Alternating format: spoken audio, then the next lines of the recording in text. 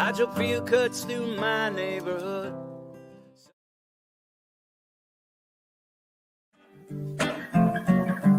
When you grab a hold of me,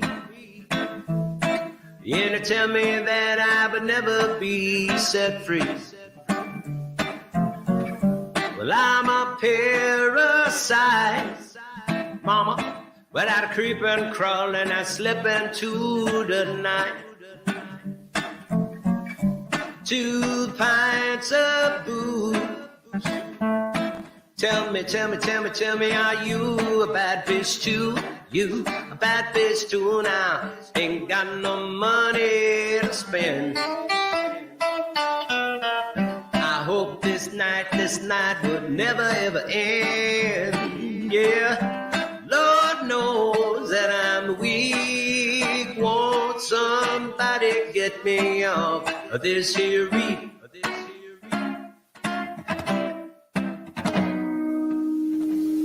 Well, baby, you're a big blue whale. Yes, I grabbed that reef when all the diving failed. I could swim, but I wish I never learned. I said the water's much too polluted with germs. But I dive deep when it's 10 feet overhead. Oh, and I grabbed that reef right underneath my bed. Underneath my bed, y'all. Ain't got no quarrels with God. I got no time to get old. No. Lord knows that I'm weak. Won't somebody...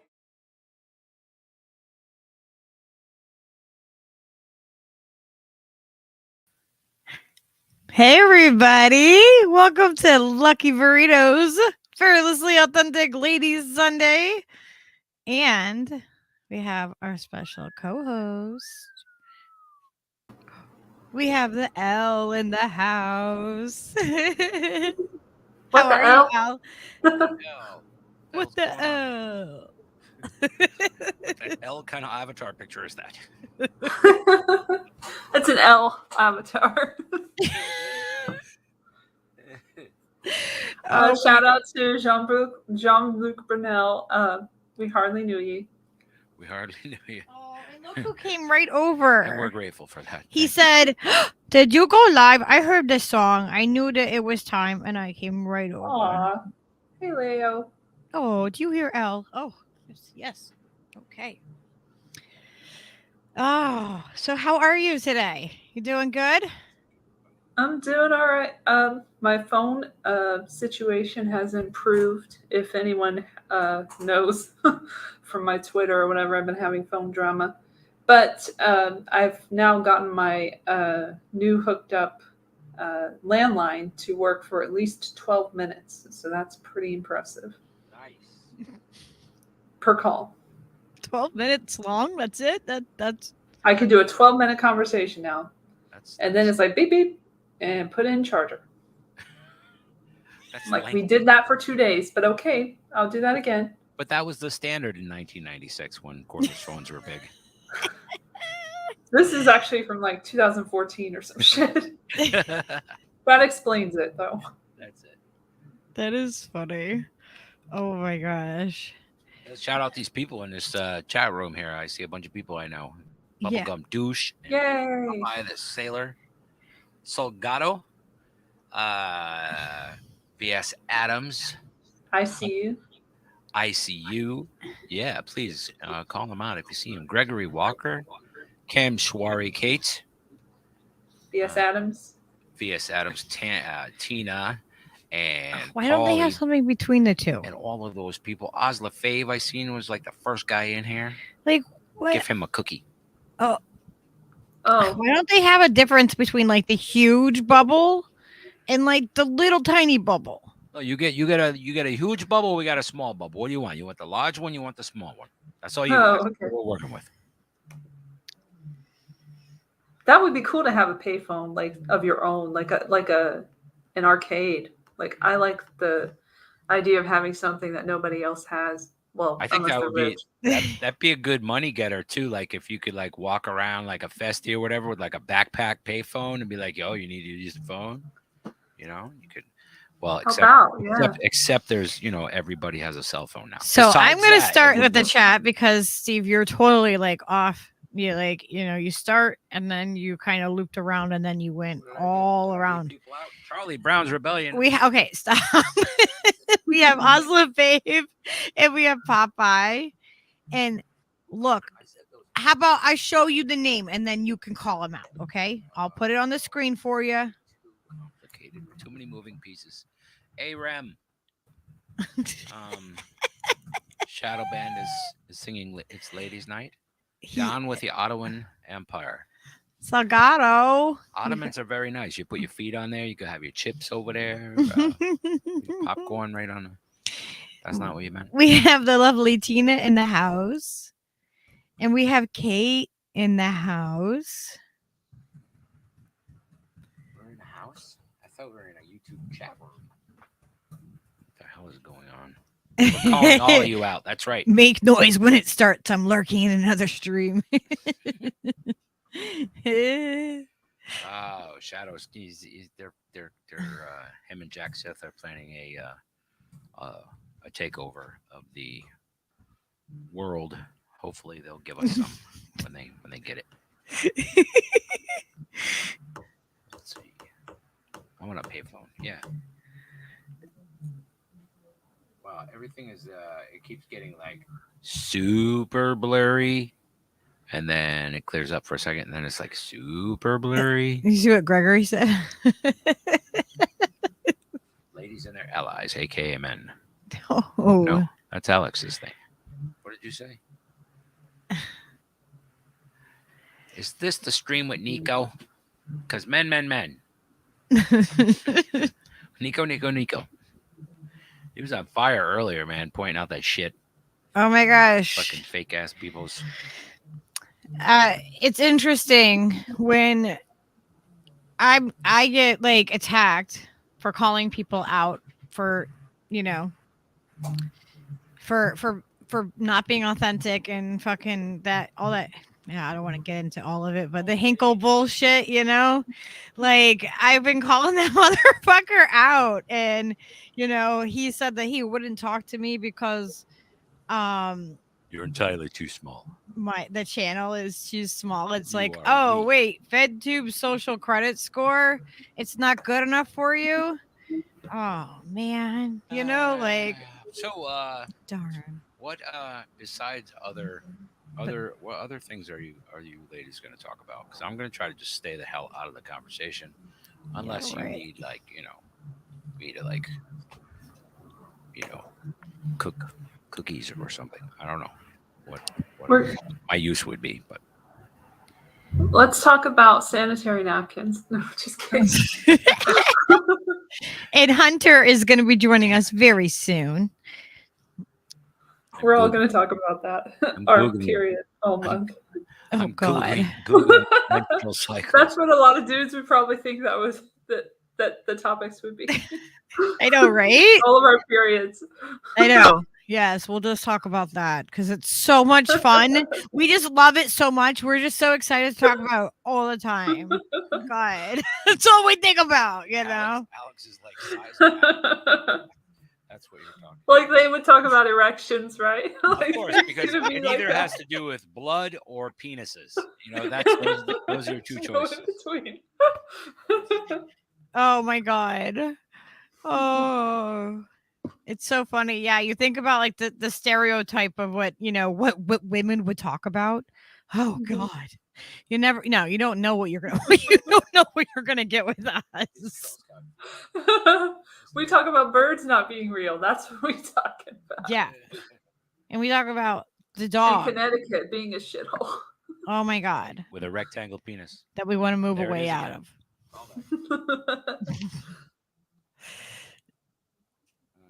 Oh my God. Popeye said that he needs some white shoes and belt and a half open shirt with a fertility symbol and a. Is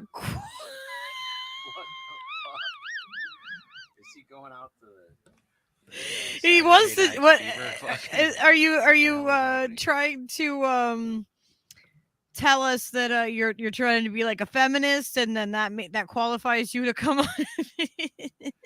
I don't know. Either that, he's cruising twinks. I don't know what he's up to. Yes, Alex, the newly wrenched Lucky. I know. Like, I have wrenches most places I go. Like, I'm used to just being like, okay, I have a wrench. I can just, drop a link or something in the chat. When it doesn't work, she gets confused. I'm like, huh? I'm like, I need a wrench. I'm like, I need a wrench.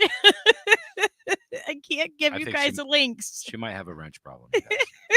I have a wrench addiction. Just saying. Yeah. Periods are not relevant for all women. Stop the insanity. Damn it, Elle. Would you be more inclusive? I'm going to be canceled now. Again? Damn it. God damn it. Are we canceled? God damn it. You're canceled. For not being inclusive. That's right. Intolerant. You're going to get to my comment now. Uh-oh. I used to be intolerant of inclusiveness, but see, now Elle's got it right here. We're calling you all out. Yeah. Alex is bragging. She's like, I'm not a bleeder. Woohoo! She's proud of that. You get to a certain point where you can say that, right? You're just like, hey, forget it. I'm done. I'm not doing it anymore. Hey, we got somebody dropping in here. Who do we have, guys? I like when I can hear the sound. Who do you guys think we got here? Oh my god, I love that avatar. That's so funny. It sounds like we might have a hunter. Hey, girl. I'm finishing my makeup. Oh my gosh, you don't need makeup, hunter. No, I do though.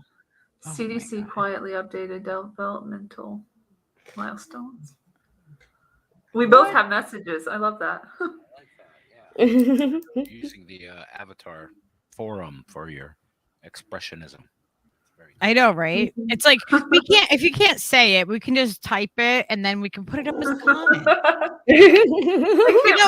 It's crazy. Like how? Okay, so I'm like thinking the other day. I'm like, so so what if we read somebody's comment?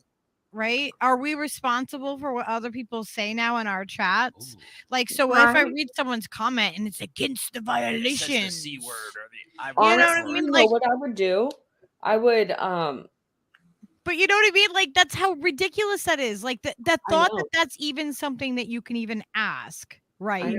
If I read someone's comment or if I put their comment on screen, and if it's something that I don't believe in, do I have to give a freaking goddamn disclosure? Disclaimer, I don't agree with this. That's what I was just gonna say was like put a disclaimer that like views of comments. Why should we have we to? are not No, eligible I know for it's anything stupid. like Oh. It's so stupid. You know what I like is how it says Lucky Music now that there's 3 cameras up there. Lucky It music. just says Lucky Music. Look at Leo. Yeah, with like the no little pajamas. hands. He just. He's a parrot. Oh my god, he's Yeah. so Peaches. cute. Peaches You know that he dances be with me parrot. like this. Oh my god. Like, yeah, we would be at a crowded, crowded room, and Steve would be playing, and Leo would sit on my shoulder like this, and I dance, and I don't even have to have I don't have to hold him. Like he will say that. Buddy. He sits like that while I swim too. Like when I'm swimming in the water. Like, Have you ever had a dog like him before? No, not quite like him. He is quite his personality. Like he's like more like dog human. Like I don't know. Like he Yeah, look at no, him I know closing- exactly. He's like closing his eyes, going to sleep, like on my shoulder. He's so sweet. Mhm. But no, Jean-Luc Brunel, no, I cannot believe. No. No. Hunter's like agreeing to disagree with herself. so She's like, weird. no. You're Also, telling me 2 out of the 3, there was obviously a lot more people, but like the main 2 of the 3 main names are dead. Yeah, ironic, right? The irony is not lost on us. That's like the same parallel as the 3 African presidents that claimed that ivermectin was not effective and a bad thing, or it was a good thing, and we didn't want your vaccine. That's what I mean. And now there's those 3 presidents are dead. They're just in a month, gone. Yep. Fucking Clinton. Well, did you know that like we're dropping all of the words? Just out, get them out in front. We'll get all the keywords out. We're just, we're like, yeah, if they're gonna do it, we might as well get them to do it quick and easy. Make it painless. Don't let us get too far into the conversation. Safe and effective. Everything is safe and effective. And everything. Our government allegedly. Oh my god.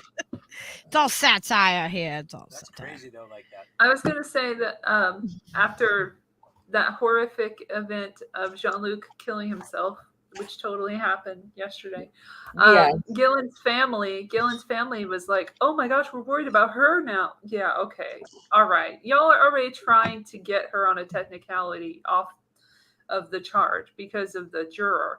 So we got the juror situation going on, and now we have this death out of nowhere. Oh my gosh, he killed himself. They came for him. They'll come for her. Yeah, okay. Yeah, sure. They're all alive. Allegedly, yes. Allegedly satire, whatever fucking thing I gotta say, fair use, You know those presidents we'll just I throw just mentioned. all the keywords at once. But you know what I did? I did feel the other day was when I was on Convo Couch for that, not this past time, but the time before, was like, oh my god, is it even okay for me to be reporting or like doing a story on a bill, a congressional bill? Right? Yeah. Yeah. It's nuts. I know. How weird is that, right? Yeah. Have they filed Like suit? just showing what they're doing is you must see somebody because his little Not tail is okay. wagging. Look, his whole body's shaking. Look at him. Look at him. Oh my god. Do you see somebody? Is there a teenager? You see his tail? It's just like you can't even see it. Like it's so fast. Oh, how about his little saxophone? Oh my gosh. Oh, Skylar, he's gonna jump off of me. The daughter. Leo does all his own stunts, ladies and gentlemen. He does. He's so sweet. Fuck, what is it? Yona. The Yona in his house. Yo. Yona. I see you. Why would they do? You know what? They're not even creative because they use the same method this time in the cell that they did in the first one. Exactly what I've been saying. Exactly. Yeah. They are so low effort at this point. It's so stupid. It's embarrassing. They're just phoning them in. Yeah. They're like, oh, paper t-shirt. Oh, camera failed. Yeah. No camera footage. I mean, no footage. They can't even get creative, guys. They can't even get creative with what they're doing. It's so low effort. We're just it's gonna pass over. They just guys. call up central casting. Yeah, we got another suicide in the pass. jail. Yeah, paper t-shirt, same thing.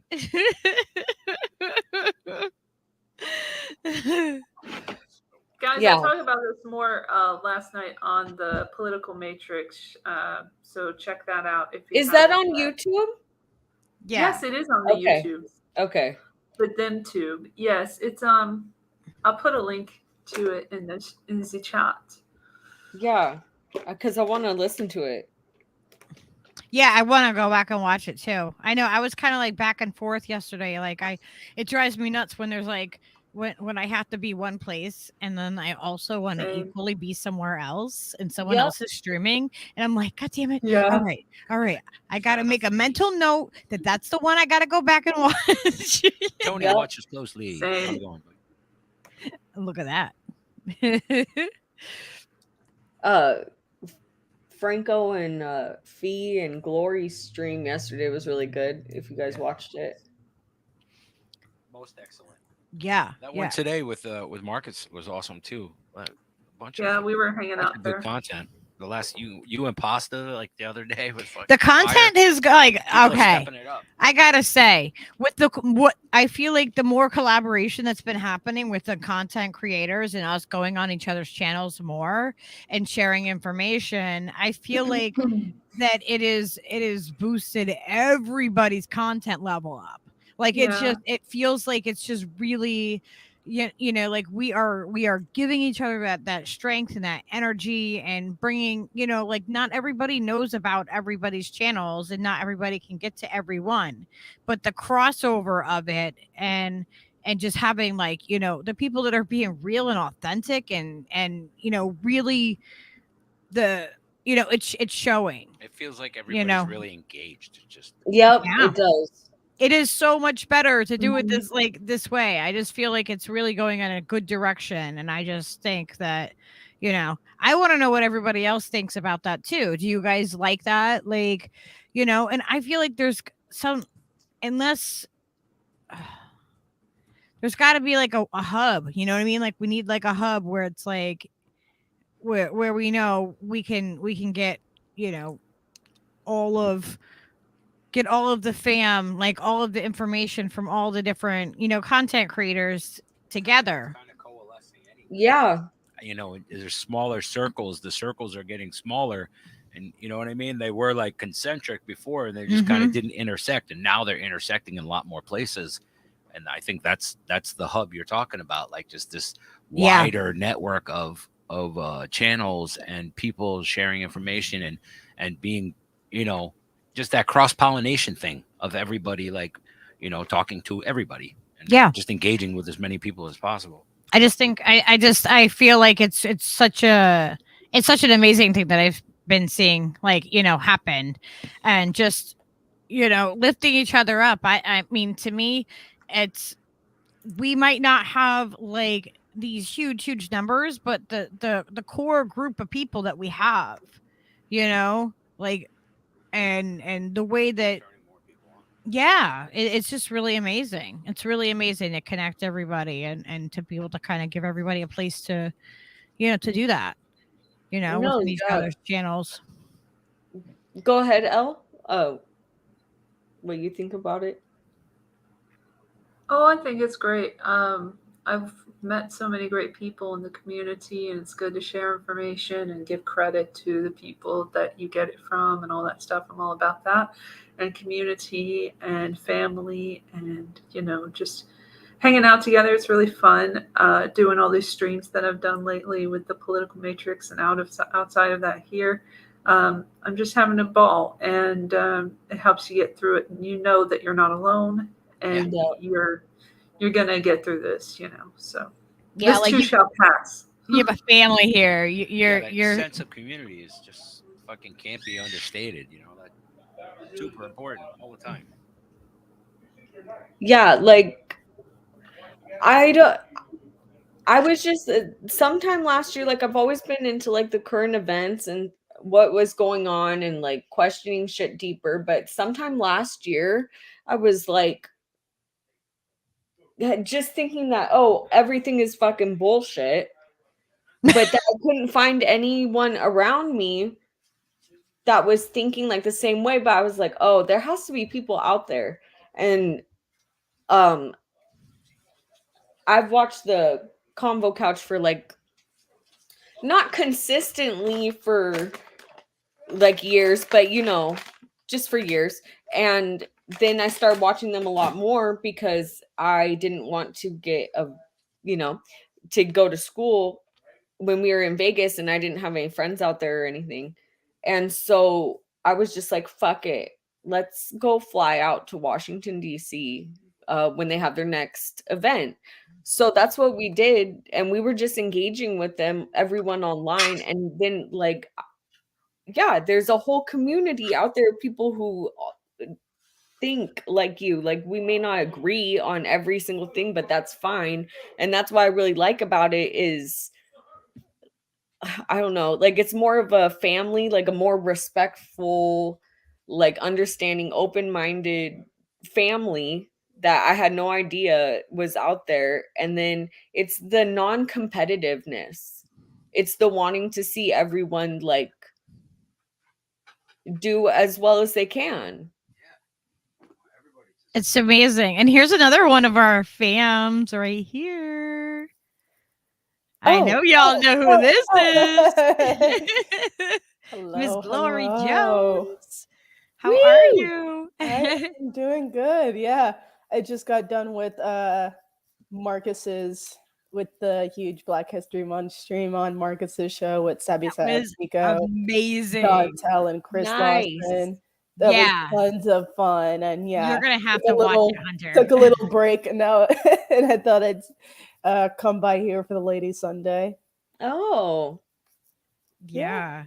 Yeah, you're gonna have to go. That was a really good conversation. And I was thinking it felt when so you were good on there. I was like, it's funny because like I wouldn't like we were both saying how well, I was in the chat, you were on screen, but like how boring would it be if we were all the same, right? It would be dead. Oh my gosh. Okay, so Skyla, when she was growing up, I love this. I think it's the cutest thing ever.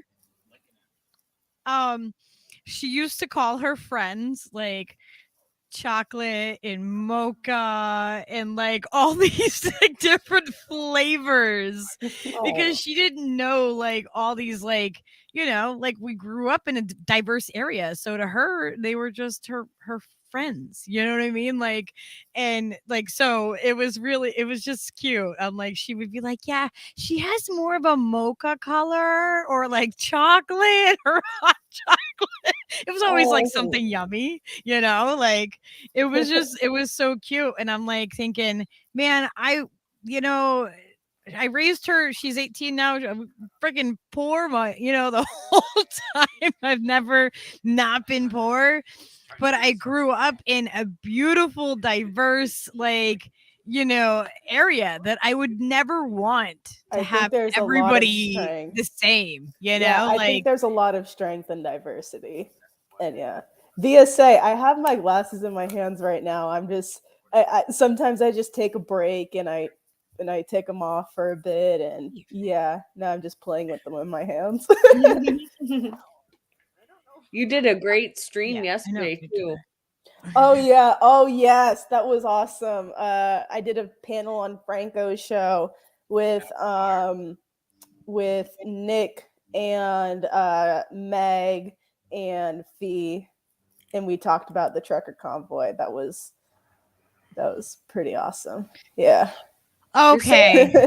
The trucker thing, guys. So I am not like up to date like right now, but last night I saw that one of the guys was saying that they're just like they're dissolving it, and then I see other people saying that they're not dissolving it. Does anybody have I think a lot of people there holding.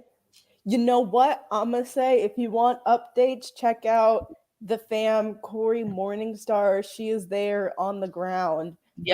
See, this is why we have this is why we were talking about the collaboration that we have as a family. And we were just saying that right before you got on. It brings it all right back. It's always so great. Just the fact that like seeing everybody on everybody's channels, like the information sharing and the networking, and like how like we have, like Alex said, strengthen our numbers, and like I feel like we're becoming like really powerhouse, you know what I mean, like with all of us, like like it's like because we're getting, not everybody has the time to watch every channel, right? And they don't all like to digest their information the same way, you know what I mean? If not, they wouldn't even have to have different people on the news networks and mainstream, right? They have different people because you just relate, or you like your information from certain people more than others, or whatever, or you catch their time frame, right? So it's like having all of us on all the different things, like we get more rounded information. Bro, like, you know what I mean? It's like I'm so glad it happened, especially because like, we can't, like one sect of us can't cover everything. So it's really good to know that, like, okay, you know, at Slow News Day we can go in on this because we know that Convo Couch is going to cover something else, and then we know that Nico is going to cover this, and then like and then like, you know, Misty and Facts on the Ground, they're going to cover this. Yeah. And it's really awesome because like it's just good because there's so many causes that need more exposure. So even if like Slow News Day can't do it, I can still put it out to this network of people, and then somebody will pick it up. So yes, that's one of the awesome things. So awesome. It's like the inner networking of the people that are in that chat, because all of us that are in the chats too are so like interconnected with, oh, I saw this show, it was on this show or that show. So if you ask the chat something, there's somebody in there that's going to be like, yeah, this was on this person's show, so go check that out. It's like the networking, it is just really, it's just amazing. It's just amazing. Like all of those personalities and all those people with all of those facts, you know, systematically fucking laying them on the public, you know, and yeah, and like Tony, do you see what just happened too? I'm looking, I'm behind in the chat, right? And oh, Sabby's back. Oh, now I see. I just see a comment that says greetings, so from her. So I assume she's backstage. Guess what? There she is. Yay! Sabby, how are you? You're all over the place today. I am good. Yeah, I know. Today was a busy day. I'm so glad that we got to get you on, though. Oh my gosh, y'all, we tried like 3 or like we were just kept like, nope. No. So I'm so glad we finally got to get you on. So exciting. How are you? I am good. Yeah, February's been a really busy month for me. Just a lot of things like going on planning wise. But I think once I get through this weekend, I'll be good. Yeah. Well, yeah, you have a lot. And, you know, if you need help with things, you let us know. You know, Steve does all like the graphic art stuff and all that, you know, images and music and all that. You know, you can reach out, right? Like, I know I've told you that, but just a reminder, you need help with things, you let us know. Right, Steve? Absolutely. So we were just talking about how the interconnection between all of our channels and how, you know, going on each other's channels and like doing it so much more, and the different content creators doing that and appearing, like how it's kind of like it's almost like a spider web of information. Like Tony just put up on here. Did anyone get a chance to hear Whitney Webb's podcast today? If not, you know, they're asking if they can post it. Of course, please post it. Do you have a wrench? I try to wrench everybody that I can so everybody can drop those links. He's wrenched. Okay, good. But see, this is exactly it, because you can go in a chat and you can be like, hey, I'm looking for this information, or did you guys hear anything about this or that? And the chat will know. Someone in there is going to know, because there's so much crossover of information, and it's a really beautiful thing to see that really all that collaboration happening. I agree. I just saw Oz's comment. Sabby, we needed you. I lost it. Sabby, we needed you today on Brianna Joy Grace Call-In podcast. Yeah, I had 3 show appearances scheduled today. That's a lot. Yeah. Work today. Yeah. You are booked. We're busy people. Yeah, it happens. It happens. What happened on the call-in show? See, I wasn't over there. I was hanging out with you guys on Marcus's show earlier. Same. I know they wanted to I think Bree wanted to talk about the feedback from the Marianne Williamson panel. Oh God. That was awful. With RBN, but like I already had things scheduled, so yeah. Yeah, if they should have maybe asked you before. I think that if they should have asked Sabby before, and maybe asked Sabby to like, have some involvement with it before. Now they want your opinion. Now it matters. I'm sorry, but that was done awful. It looked. I mean, I went back and watched it after Oz Lefebvre had said something about it. I was like, all right, I'm gonna go watch that, and I was just disgusted. Like, and my thought is like, this sounds like a status quo show asking for money and using women in that way.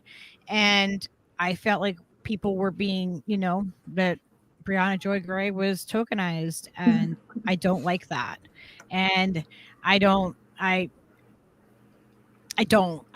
will call that out. And I feel like it's just people will show you their true colors, and we can't, we can't ignore them. And they should have asked you before. I would have loved to actually have seen a real panel of people who have been there, Well, and also like people who have been working class. I mean, I think that's incredibly important, like to understand people who have that deep rooted understanding of what it's like to actually like struggle financially in this country.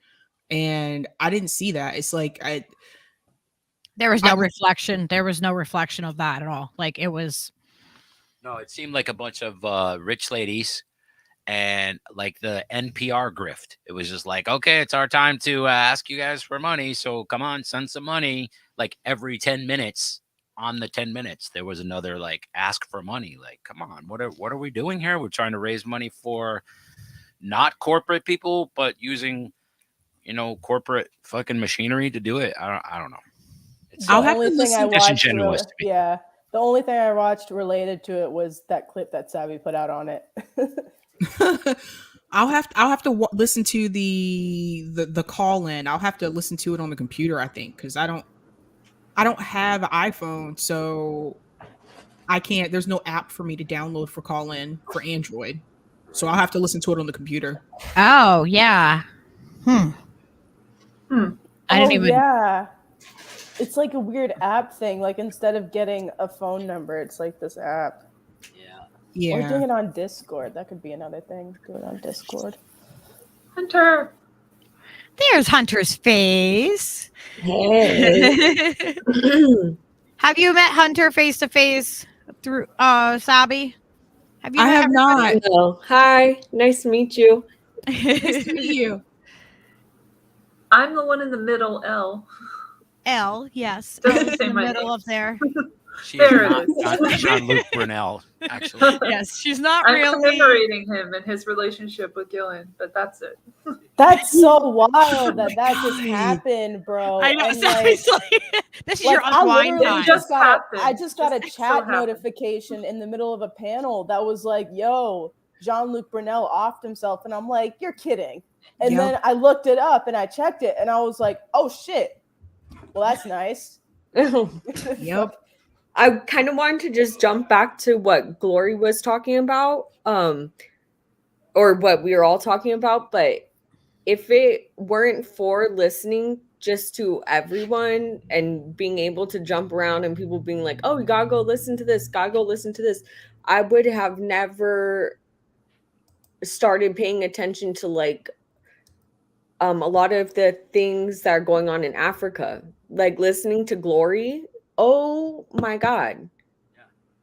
Mm-hmm. I mean, opening eyes like crazy, Yes, absolutely. Awareness is just so fundamental and so key, and I'm glad so to expanding so rapidly in this little realm of indie people, cross-pollinating, being on different people's shows and exposing other people who wouldn't normally get that message that you're, each person is doing and each collective group is doing. It's pretty amazing. It's seeing that it comes from an authentic place, right? Like, I don't call people out because I want to be an asshole. No, like that, that's really an easy thing to do. When I want to call people out and I want to say like, hey, like, pay attention to this. This isn't right. It's because I want to have a larger conversation about it, and because I want all of us to, to to be informed and not be, not be causing more freaking harm than good. Like I want us to do better. Like we need to push each other to do better. And I feel like that's a lot of with the collaboration and everything that's happening. I feel like that's definitely happening because, yeah. And like and then you can also see like who really is an authentic person, who's really, genuine about what they're trying to do. Like I'm kind of feel like I'm just here to like kind of like fill in the gaps and like but to challenge, like to challenge everybody. I want to be challenged. I want people to come on and challenge me and have discussions about things that are really important. Like the one that you guys were having earlier too on Marcus's channel. That was really awesome. Oh, that was so fucking cathartic. I know. That was fun. I was just saying how my daughter would refer to her friends in very tasty flavors. Like her friends would be like, "Oh yeah, she's," because we're in Connecticut, so we're just south of you, Sabby. And so she would be like, I grew up poor, I've raised her poor. I mean, I was more middle class, but I'm poor, but I'm freaking happy. And like the diversity, the fact that I don't want everybody to be the freaking same, like that is so boring and absolutely the most insane thing that you want you know what I mean, that not you, but like that people would want everybody to be exactly the same and to have no diversity and no, oh my gosh, I can't imagine. I just can't. But she would refer to her friends as like, mocha and like caramel and like, like, and I think like, I think so. I mean, I'm pretty sure, but it was just, is that the best way to describe people's skin is by flavor? I mean, maybe she's trying to be a cannibal. Like I don't know. You would have to, like, fundamentally, you would have to like lick someone's forehead and be like, vanilla, or that's caramel. Or, Glory, what? Glory, what does your name say? It's scratched out. Oh yeah, scratched it out on purpose. So so the dig ID is short for digital ID, seabed marting, and then 4IR is fourth industrial revolution. And I purposely like did it in this font generator that generates it to be like strike through, to be like no to these things. Yeah. That's awesome. That. Yeah, I set it up this way for the panel I did on Franco's show yesterday, and cause I had to go to like a whole font generator to put it this way, I'm like, I'm gonna keep this username for a bit. Yeah, until I change it to something. Yeah, until I change it to something like anime related 2 days later. Yeah. Oh my gosh, I know. I can't. Skyla is so excited about doing that anime with you. Hell yeah! I think you're gonna have to get Franco in on that too. Like, there's a couple Franco. other anime people. And Jack Sith too. I don't know if he's in the chat. Yeah, but Jack Sith's also a big anime guy. So they're gonna do an anime series. Sabby. What? Yeah, they're gonna so my daughter's 18, and so she and Glory both like, very, similar age and like interests and everything. Like you guys keep me like up to date on things. She comes to me and tells me things and I'm like, oh yeah, like she's the one who told me about the general strike that was scheduled. And then I ran to Sabby and was like, Sabby, oh my God, the general strike. And then it like it caught on. I was like, oh my God. I'm like, it's you guys, like she hears us. She knows who everybody is because she hears everybody like, from hearing either on the streams or like overhearing the streams playing. And so when she heard that, she came to me, and then I'm like, I am so proud that my daughter knew that was something like I need to tell my mom this, and like, the larger community needs to know this. Like, it's just amazing. It's amazing. The interconnections that we all have and all the age ranges too. It's just, it's yeah. I mean, I don't know if you guys can tell, but I do watch a bit of anime. Oh my god. And Yeah, then my you guys, sister is into that. you guys said something the other day. I know you got to know what this is, Sabby.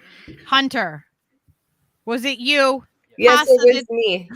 That Pasta didn't know what the yes, Sabby, right? No, I didn't know. Yeah, Oh. Hunter did not know what the Dark Crystal was. Hunter, this is a movie that you have got to watch.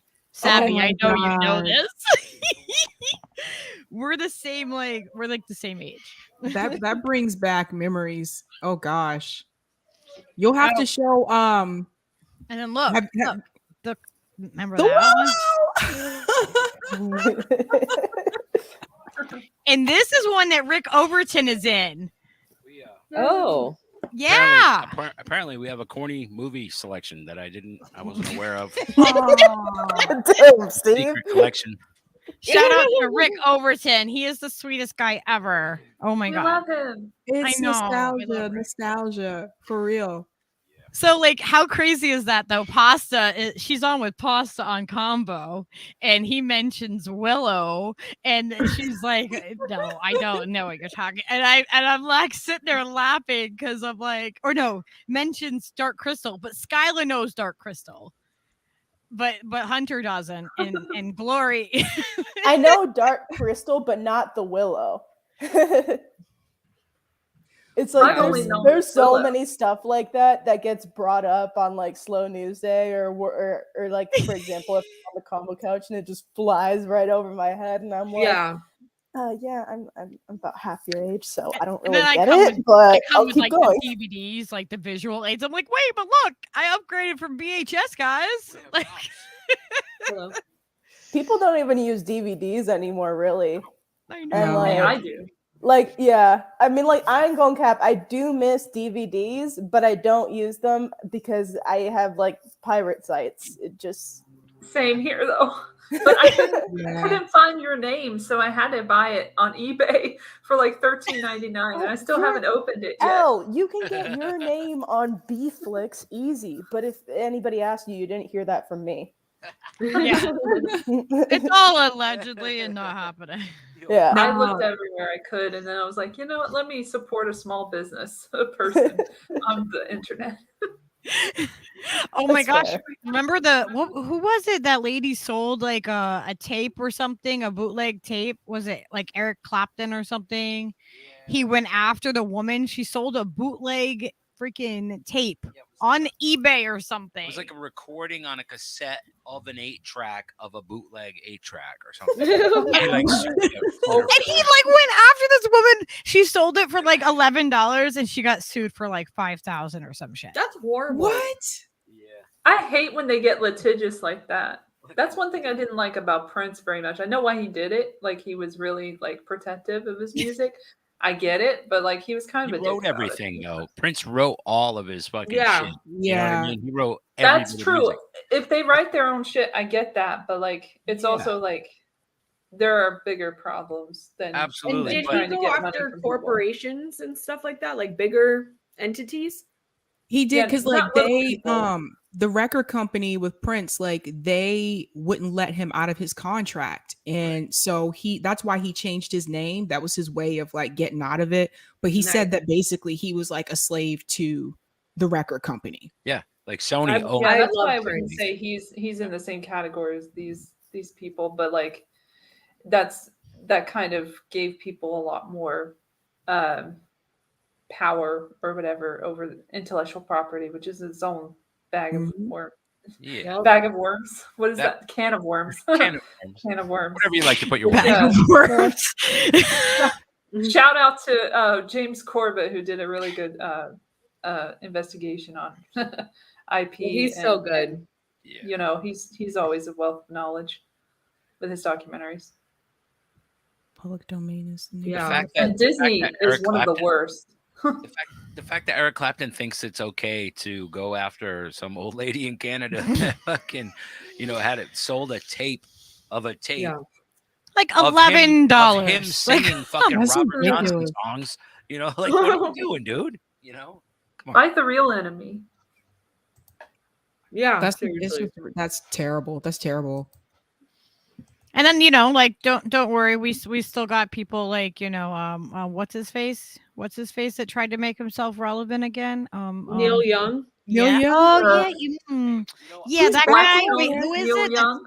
Still has his music up there, I think. I had no clue Yeah. who that was. Me too. I knew Yeah. maybe 2 of his songs. Neil Rockin' in the is Free like World one of my and favorite songwriters Young of Man or all something. time. Like he's written like hundreds of fucking awesome songs that I wish I wrote. But he's a total douchebag. I mean, like complete Most of them virtue are. signaling He's a fucking jerk. idiot, and everybody else who jumped on that bandwagon too, like put them all in the same fucking ship of fools. Joni Like, Mitchell's been do lost it. a while though. I don't even know who that is. She just did that. What is it called? Pay Paradise to build up a parking lot. Yeah. Well, she was a And huge. that's literally all I know her from. She was a huge protest singing lady from the '60s. And then she ended up being Like she got kind of tossed around neoliberal. between the Eagles and Crosby, Stills and Nash as like everybody's girlfriend and stuff. Mm-hmm. It's a sort probably of thing. friends with Obama now. I don't know. Oh, definitely. So, how about I had taken a man, not history young of man. music, like modern music, American music class. Mhm. How about during like the early days of like the 30s and stuff when they first started doing like commercialization of creative like music and art and everything like that? Mhm. These white music executives Stole would go everything. to Tin Pan Alley and steal these songs. Putting from- lyrics on them, use them for ad campaigns and make Yeah. jingles out of them. Just steal the work of all of these unknown people that are lost to history now, but like all these talented musicians and writers and composers and stuff, and just swiped all their shit. That's why, like Happy Birthday, the song Happy Birthday went through that same exact thing, and it's been in and out of court for fucking 100 years because Bro, it was you somebody Happy else's birthday song. song. At the beginning. Happy birthday Yeah. song. Copyright. Oh my God. Yep. Copyrighted. Like that is something that people sing like I mean, both sides of the argument can be weighed, like with ASCAP and BMI collecting Mhm. royalties for the people who write those songs and who got them copyrighted in their names. Yep. Right? Yeah. That's good. That's a good thing, but it's also a big fuck you to every bar owner that wants to have a fucking jukebox. You know what I Yeah. mean? You have to pay tax on all of it. Like, That's no, insane. that's not how you do it. You know what I mean? They do it wrong.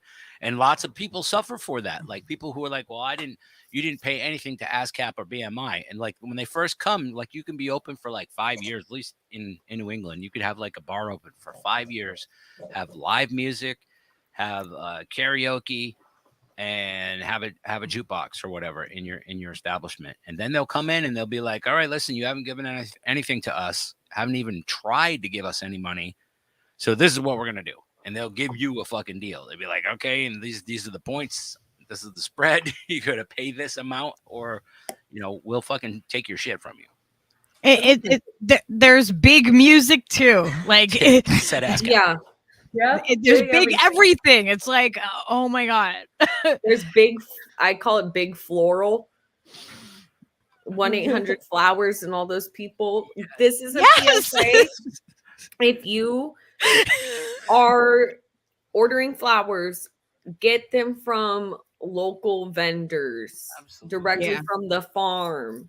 Yeah. Do not go through 1-800 flowers. They fuck. Or even when they say, oh, we have local florists and stuff. Yeah, but you're still taking money from them. Don't do buy it. Monsanto fucking GMO flowers, Yeah. The It's so big flower ridiculous. flowers. We have to remember that no matter where we're spending our money or patronizing or however, every single little thing that we do matters. And that is overwhelming to have to think about every single thing. Yep. And it is crazy. I see like, there's so many people that we think about like that don't pay attention to any of it, right? They just go about their day and they just do it. And I talked to my neighbor the other day. Wonderful woman. I've known her for years. And librarian, sweetheart, like, you know, she's not some of your old, like, little, like, gray-haired lady, you know, at the library with the glasses. She doesn't even wear glasses, you know. But you know, I said something to her. I'm like, yeah, you know, this is insane. I can't, you know, this has been passed on to us. I can't pass this on to the next generation and just say, here you go. This is what happened. This is what was given to us. I won't stop. And I'm like, I won't ignore politics. Politics need to be spoken about. Things we have got to have these hard conversations, and we need to go in the direction of this, and we need to do it, because if not, we're just handing this off to the next generation. Like, is that what we want to do? We want to just walk towards it and just say, yeah, well, you know, I'm ignoring it. And she's like, it's overwhelming. And I'm like, yeah, it's overwhelming. And that's why we need to walk towards the things that we are afraid of, that we are fearful of, that bother us, that make us uncomfortable. That's why we have to go and fix those things. We have to tackle the things that make us uncomfortable, the things that we do fear. We have to go and actively participate and go towards that. If not, we are handing this off to the next generation, and I refuse to just do it. That's what was done to us. Yeah. You know? And so when we vote with our dollars, like, we are voting for the next generations, and the ones that we don't even know if they're even going to be able to have a place to be, you know, because it's not, you know, the planet, you know, we have global warming, we have, you know, all this happening. Well, here's the thing. The planet is very likely going to exist. It's just not going to be habitable for us. We are going extinct. We are so smart that we are making ourselves go extinct instead of actually having an actual paradise where everybody gets to eat and everybody gets what they want and everybody gets what they need first, and then what they want. You know, like that, there is beyond what you need. And we can do that. But you know, we can't. Steve, you got to pull up Baba's other comments too, because they spitting facts. Yeah. Oh, yeah. Absolutely. Women are badasses. Sure, we might be physically weaker on average than men, but we are also better decision makers, multitasking, biologically tougher than men, and more adaptable to situations. Facts. Hell yeah. It is true. And we tolerate pain more. Think about it. You think about it. Okay, I hear the word pussy thrown out there all the time, like, oh, we're such a pussy. Okay, let's think about that for a minute, guys. Let's think about that. A pussy is fucking resilient and fucking strong. True. Can we please stop referring to it as a derogatory thing? That's pretty true. Yeah. We're gonna take back the pussy. You want to grow some balls? Ooh, I don't want to grow balls. They are big and sensitive and in the fucking way. Okay, let's think about this right now. That reminds me, we have such an issue in this country with our like gynecology and I can never say it right, but I can't. You know, the OB, the one OBGYN. OBGYN. Yeah. Oh, gynecologists. Yeah, we have such an issue in inequity, but literally at such an extreme level. And I can't even imagine, like, I just know this from healthcare, the amount of African American women that pass away during childbirth is so immense. And no, our healthcare system is completely broken. It's really bad. But yeah, women are resilient. Like, I was just talking to this with Ty last night, and I was telling him about like how traumatic the birthing experience is for women in this country. It's not natural. Like in our hospital setting. Yeah. Yeah. Just knowing I don't want to for go it. through it. Just It can be really wacky. I remember when my daughter Sabrina was born, or my son Cassidy was born. He was born breech, and the doctor comes in like moments before she's gonna have the baby, and like says, okay, well he's backwards and upside down or whatever, and we got to do this, and he like there's like 12 other nurses or whatever standing in the fucking room with us, and he's like giving a lesson on how to deliver a baby that's being born breech, and like with the forceps and the thing, and then fucking like 2 seconds later he's got the baby in his hands.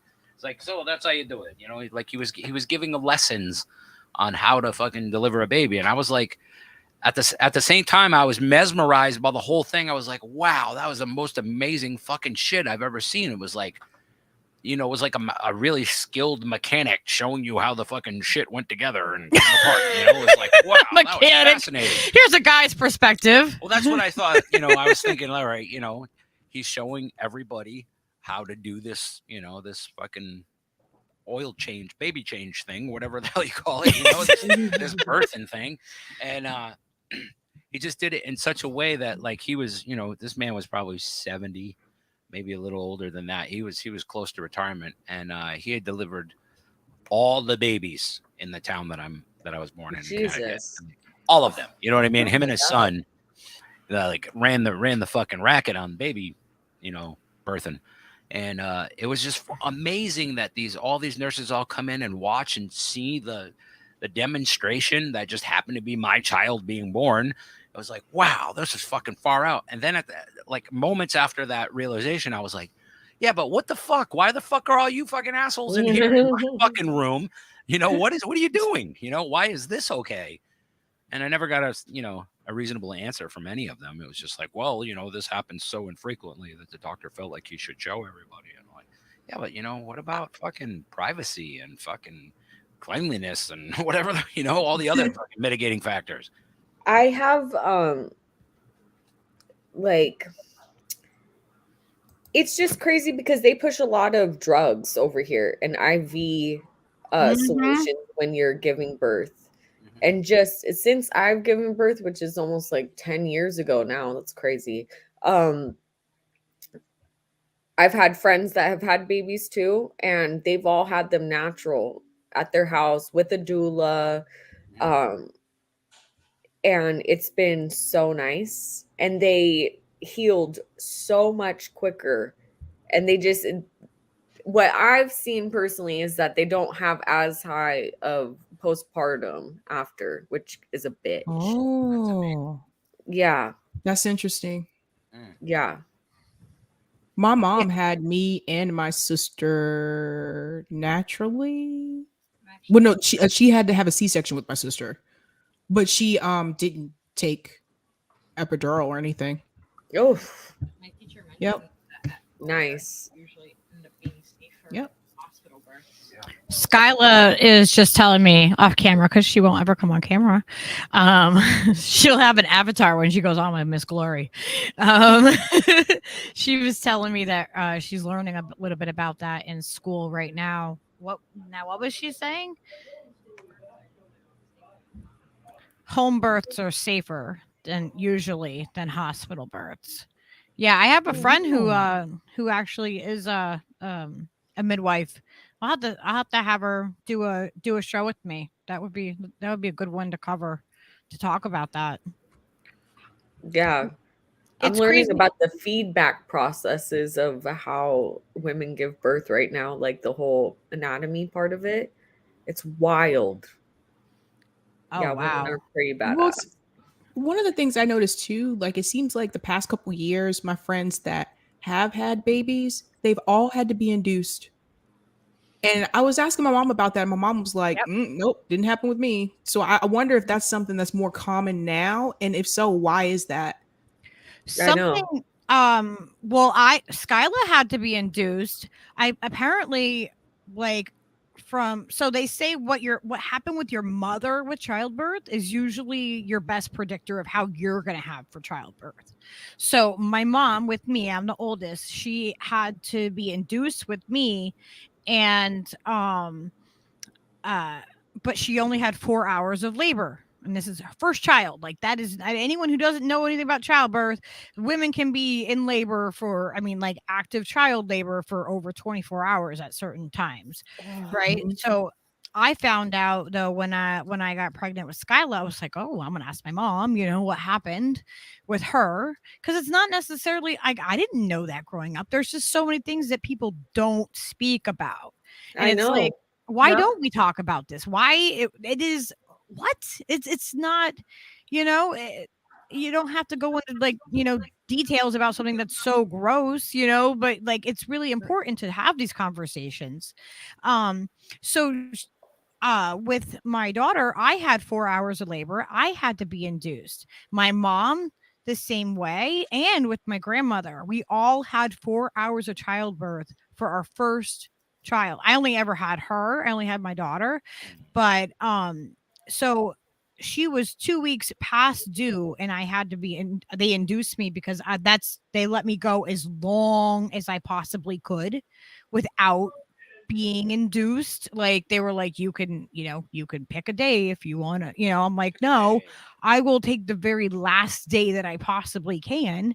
And I was 2 weeks past due at that point. It had to be induced.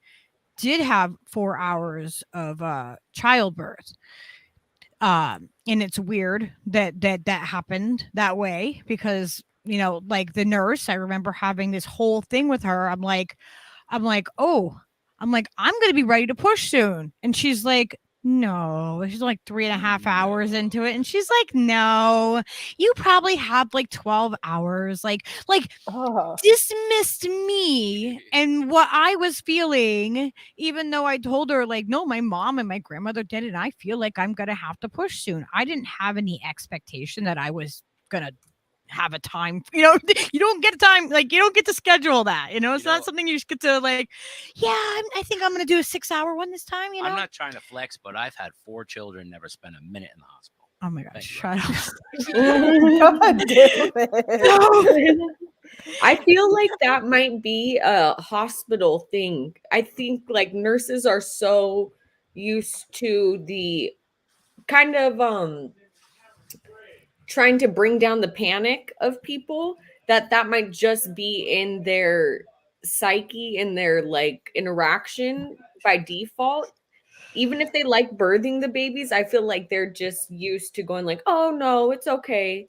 Like trying to chill people out. And I feel like we need more birthing centers. We need more like clinics, I was stuck in the bed, right? Like I was stuck there. I tell the lady that tell the nurse, I remember her name was Mary. And I was like, all right, I'm going to be ready to push soon. And she's like, no, just dismissed me. And then tells me like, when I'm like, oh no, I'm ready to push. Like, oh shit. Like, yeah, like we're in this now. Very shortly after I told her that. And she's like, oh no, you can't push until the doctor's not here. Like, excuse me, this isn't like my body is not going on your clock. Yeah. And I'm sitting there trying, they're like, oh my gosh, like you're pumped Pitocin because they had to induce me because it was either that or they were gonna like C-section, like I didn't. Bro, I think that joint. They weren't going to give me a choice. So I chose the lesser invasive, thing. And then they tell me that, no, we're not ready for you because I didn't listen to you. Like, that is what is wrong. That's why women are dying. That is exactly why. It's scary. Right. Yeah. I have to agree with Baba Yaga Prepper, who says women who have their babies out in the bush. And I also we can do that, absolutely. I was reading something that so this whole time that we've had like pulse oximeters, those little clips that go over that go on your finger. Yep. They've only been studied on people with white skin. That they haven't studied on people with black skin, with darker skin. So it can't see the blood capillaries as well. So just so you all know that. Yeah. It's wild. It's horrible. There's so much discrimination in the medical industry. There is. Yeah. Why would you like, further that technology and use it and adapt it to this if it only fucking works on half the people? Like, what the fuck? No, that's horrible. It's just the dumbest thing. Skyla said that she's never seen a black baby in a textbook. Yeah, no, they're not there. That's true. No. Yeah. Yeah. And even if if you go and look on any online store that's selling things, right? You can see the racism in the models that they choose. Mm-hmm. Like it is absolutely insane. I would rather it's you have to deprogram yourself from the racism and the things that are just inherently like you just take it as what it is, like you unless you're looking for it, unless you're like seeking that uncomfortable like to point it out. But then you don't want like you don't also at the same time you don't want the company just to turn around and be like, well, we are now the leader in this like, and give us a gold star. Like it's like because no. we have a black birthing model here or like black baby simulator, prostate test simulator or whatever the fuck, like yeah, the first neonatal fucking textbook, with actual black babies in it. Like, what the fuck? They'll have a flag. They'll have a flag too. They'll have a rainbow flag. Still just like scratching barely the surface because it's not. It's about how there are differences and how you need to make sure you check everything. You don't dismiss people. And that's where I think it fucking comes from. Yeah. Is the dismissing of so many complaints that pulse oximeter is so important for when someone is dying, if they're in pain and they can't speak for themselves. And it's horrible to hear that they never tested it and that they believe like that could be the cause for so many deaths, excess deaths of black people. I didn't even think that based upon a pigment, like your medical devices are racist. Yeah. Mm-hmm. Well, it stands to reason that they would be, right? It's the everything. It's just ingrained into every aspect of our lives. Like it's just part of it, and like actively subverted at every turn, so you don't look at it. You know what I mean? Don't look too closely at that. Oh, what's that she's saying about the pulse oximeter? You know what I mean? Like, no, that's a real thing that people should examine and should look into and figure out why people chose to implement those and use those when it only works on. We need to question everything, like down to every little bit of everything that we do. Yeah. And it's crazy and it's so overwhelming. Authenticity is often overlooked. It's hard. It's not easy to be authentic. Like it's not easy to be truthful and authentic all the time. It is exhausting. It is fucking exhausting.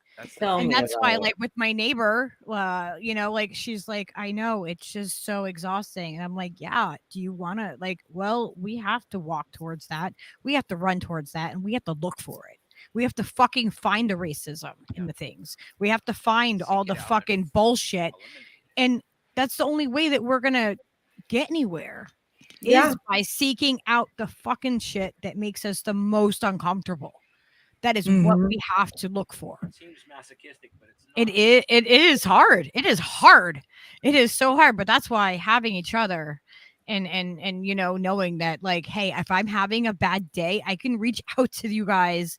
I could go into any chat and be like, God, guys, I'm having a fucking shit day, and know that I'm gonna get love from the people, because we're in this together, because we have a community. Yeah. Someone quit their job in the chat, or they announced that they quit their job in the chat. In one of my streams, and the whole chat was like cheering for them, How amazing is that? Like we gotta realize how special this shit is that we have and that's building. Like this is what they're scared of. This is why they took down a video of mine I don't even have 200 subscribers, guys. After the first stream that I did, Sabby, they came after me.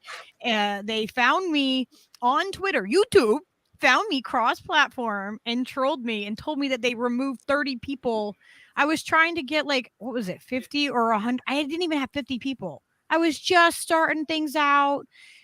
After one stream of just saying like basically the outline of the show, YouTube found me on Twitter and stalked me and removed like 30 people. And the people that they removed are the people that are like in our chats. Like it was Combo, it was, you know what I mean? Like it was Glory, it was Misty, it was all of our fam that was like, oh yeah, hey, you let us know you're doing a show, you're starting a show. Fair, though. They went and subscribed, and YouTube found me on Twitter and told me in one of my posts that I didn't tag them.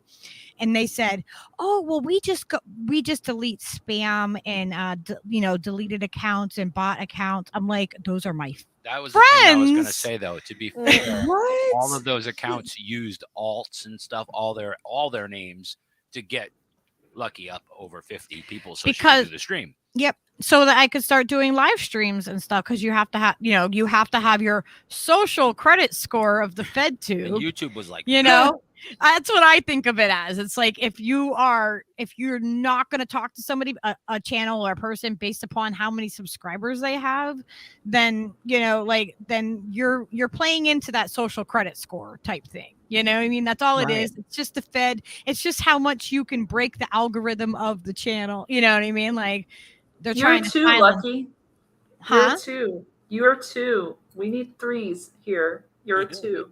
You're a two. I'm sorry. I'm a two. Oh. Twos have been discontinued. Sorry. Oh, no more twos. You're on the lower tier.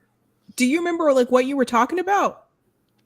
Do you remember? Oh, it was just my intro to the show. Like what? Yeah, like the first one. Yeah, like the fact that I want to use, have critical thinking. I want to have people like I open the stream up a lot of times. I will throw the StreamYard link in and say, come on in. I've had people like from our chats and stuff that just come on. I had Mr. Wilson in Pakistan, and we had Glory Jones on at the same time. And I've had Mr. Wilson on with Oz Whistles that you see in the chat. Like they come on and we have like, we challenge each other and have some crazy in-depth conversations.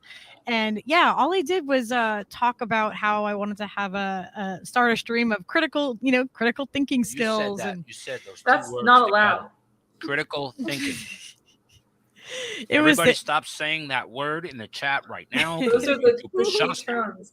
That's right. It didn't take much. Yeah, Pasta told me it was dangerous thinking. It was the company that I kept. Yeah, like I mean the show's only been around for a couple months, so that's what it was. If you think about it, right, systematically, if you go down the line, you got Glory Jones, right, on the slow news day. She's enough of a threat right there. You got Misty, same kind of thing. You got all these people that are like, they're all like kind of subversive. We have all the powerhouses. Whoops. So just by them being her subscribers was by enough virtue of us. By You're virtue welcome. of association. Oh man, YouTube is brutal, man. Yeah. It is. We're gonna get over on Rockfin. People think, oh, you're crazy. You're just. That's hyperbole. Like you can't talk about that. They wouldn't follow you and troll you across platforms. Literally, seek out this one person who has 50 subscribers to say, oh, we noticed that you were upset by us removing some of your subscribers. Like, what? How the fuck? How did you arrive on my Twitter feed to know that in the first place? You know what I mean? You weren't tagged in it. They found me. Sabby, I am on their radar enough that they found me cross-platform. Shout out to all the scoops. Wow. Tonight. Thank you. This is great. Like, this is like the 40th show or something I've done. Like, I don't have in a couple months I do streams a lot. Like, I've done a lot of long late night ones, but yeah. They found me real quick. And before I even got started, I was on their radar, Sabby. So there must be some truth happening over here, I know they took down some of Unapologetics videos, which I was very surprised They by. pulled one of mine too, just like They one took that down. we did a couple weeks ago. They took one of them down. Yeah, I'm they like, took down a video of Marcus's and gave him a strike for a video that he did with Nico like 2 or 3 days before he had us on. yeah, I watched it's that the one, name. too. It's It not the wasn't- video. It's the name. Yeah. Sorry, Sabby. You're in. Oh, Welcome to the club. Wow. she's caught in the What were sway they? of the Do you bad. know what they were talking about, Glory? I don't even know, but it's Nico It and shouldn't even Marcus. be. They were bouncing around on subjects, but they touched on the SARS a little bit, and maybe that's why. Crazy. They might have mentioned something about Ukraine or something that. I know. Said Joe Biden's a joke or something. I did something on a scientific document, and it had the big Pfizer in there and stuff like that, and they got me on that one. They said it was medical misinformation is what they said they got me for. Irish Schmeckton. Yeah. Chris said it was the election talk. Oh, well, maybe. Damn. Oh, maybe that's what it No, was. they don't like that either. Well, Dare you when want you to get on Rockfin, you can do those videos. Oh, hell yeah. that Sabby, is- it's that's on. That's what we're trying to get. I can't wait. I can't wait.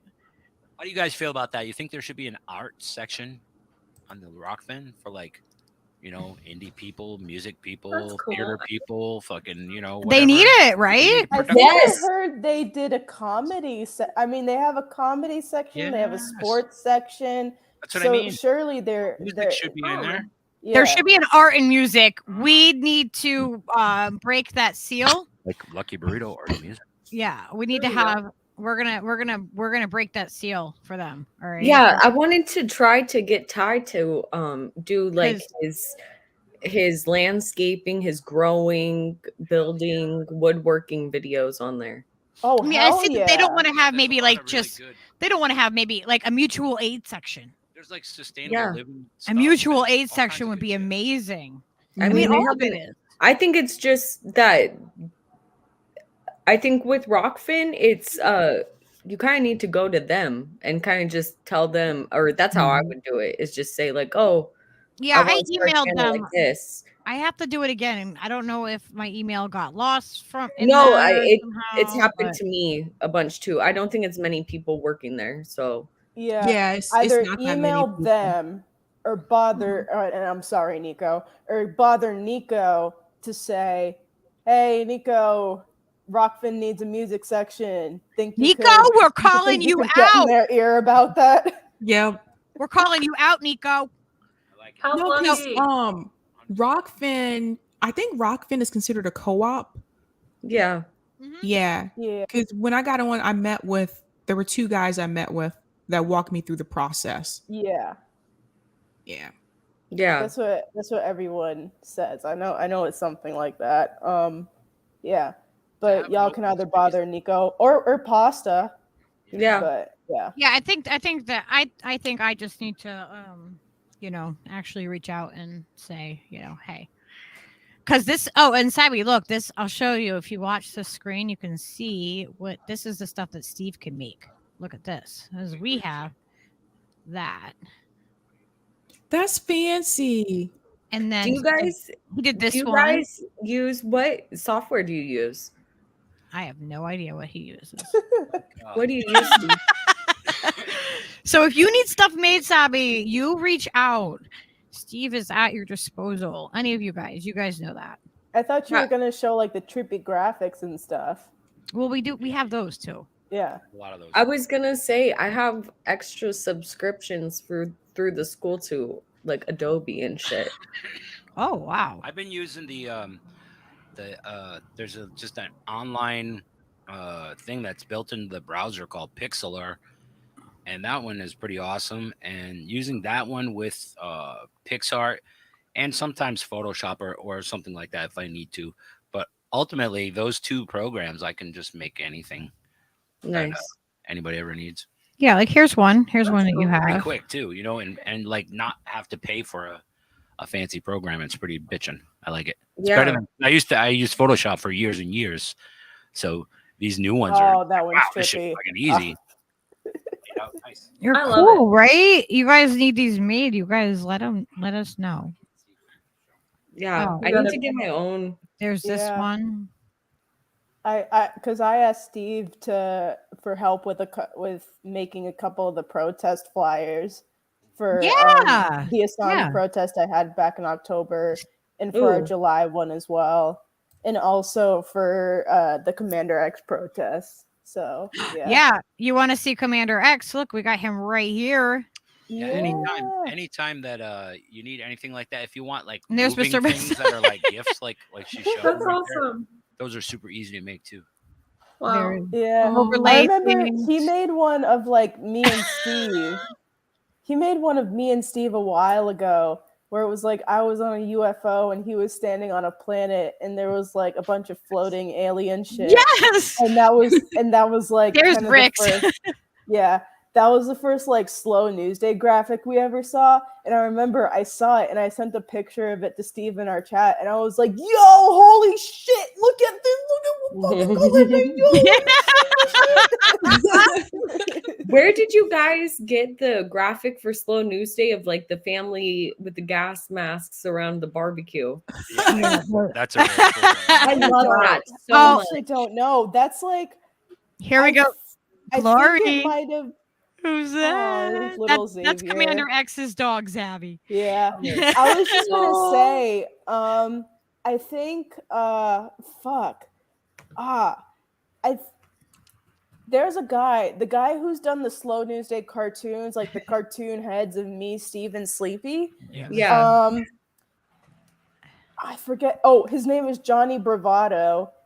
I know he's done those cartoons, and I think he's the one. Aw. I know. Look at that was Sabby. Yeah. That right there is Leo. That is this guy. Oh my god. Oh, little baby.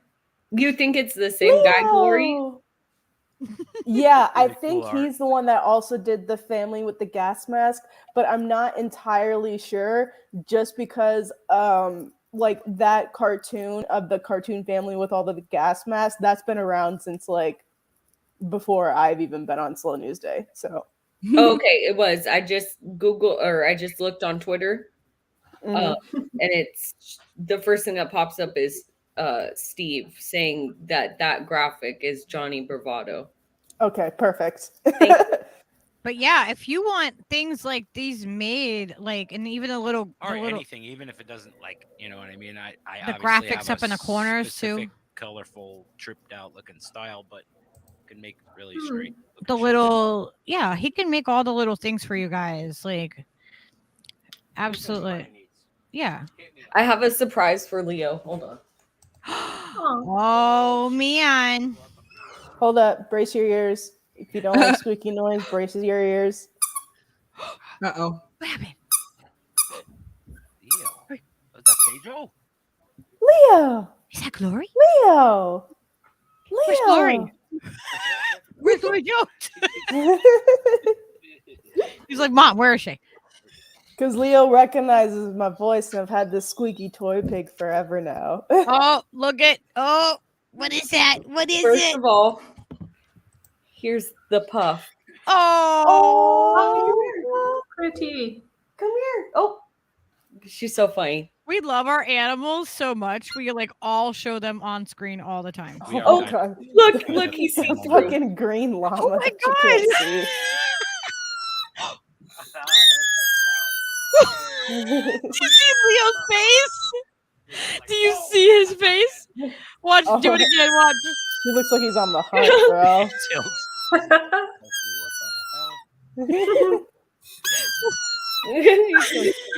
And then this is Coffee's llama. She has a little llama too. Oh my gosh. That's so cute. Oh. Whoa. I know. I wish my dog was as small as yours, though. Oh my! Coffee got so sick the other day, the poor thing, and we were on our way to go hiking, and she shit all over our fucking car. Oh, it was everywhere, and we had to throw out the car seat cover and everything. It was so bad. Huh, Coffee? I gotta send Lucky a picture of the last picture I got of my dog, just so she can show it. Check your DMs, Lucky. Your Twitter DMs. Oh my god! All right, I gotta. I have to get ready to head out. Thank you for coming on. Oh yeah, thanks for stopping by. Thanks for having me. Yeah, usually it's usually Sundays are not crazy for me like this, but this Sunday was pretty busy. I feel it. You are always welcome to drop in on a Lady Sunday. Like seriously, we get together and we just kind of like recharge our batteries and just like have some unwind time. Chicken and awe about the pets. Yes. Talk about everything and nothing. I love the pup. I know. Well, we don't live that far. We'll I'm sure as the weather gets warmer, we will be seeing. You'll be able to meet Leo, Sabby. Nice meeting you.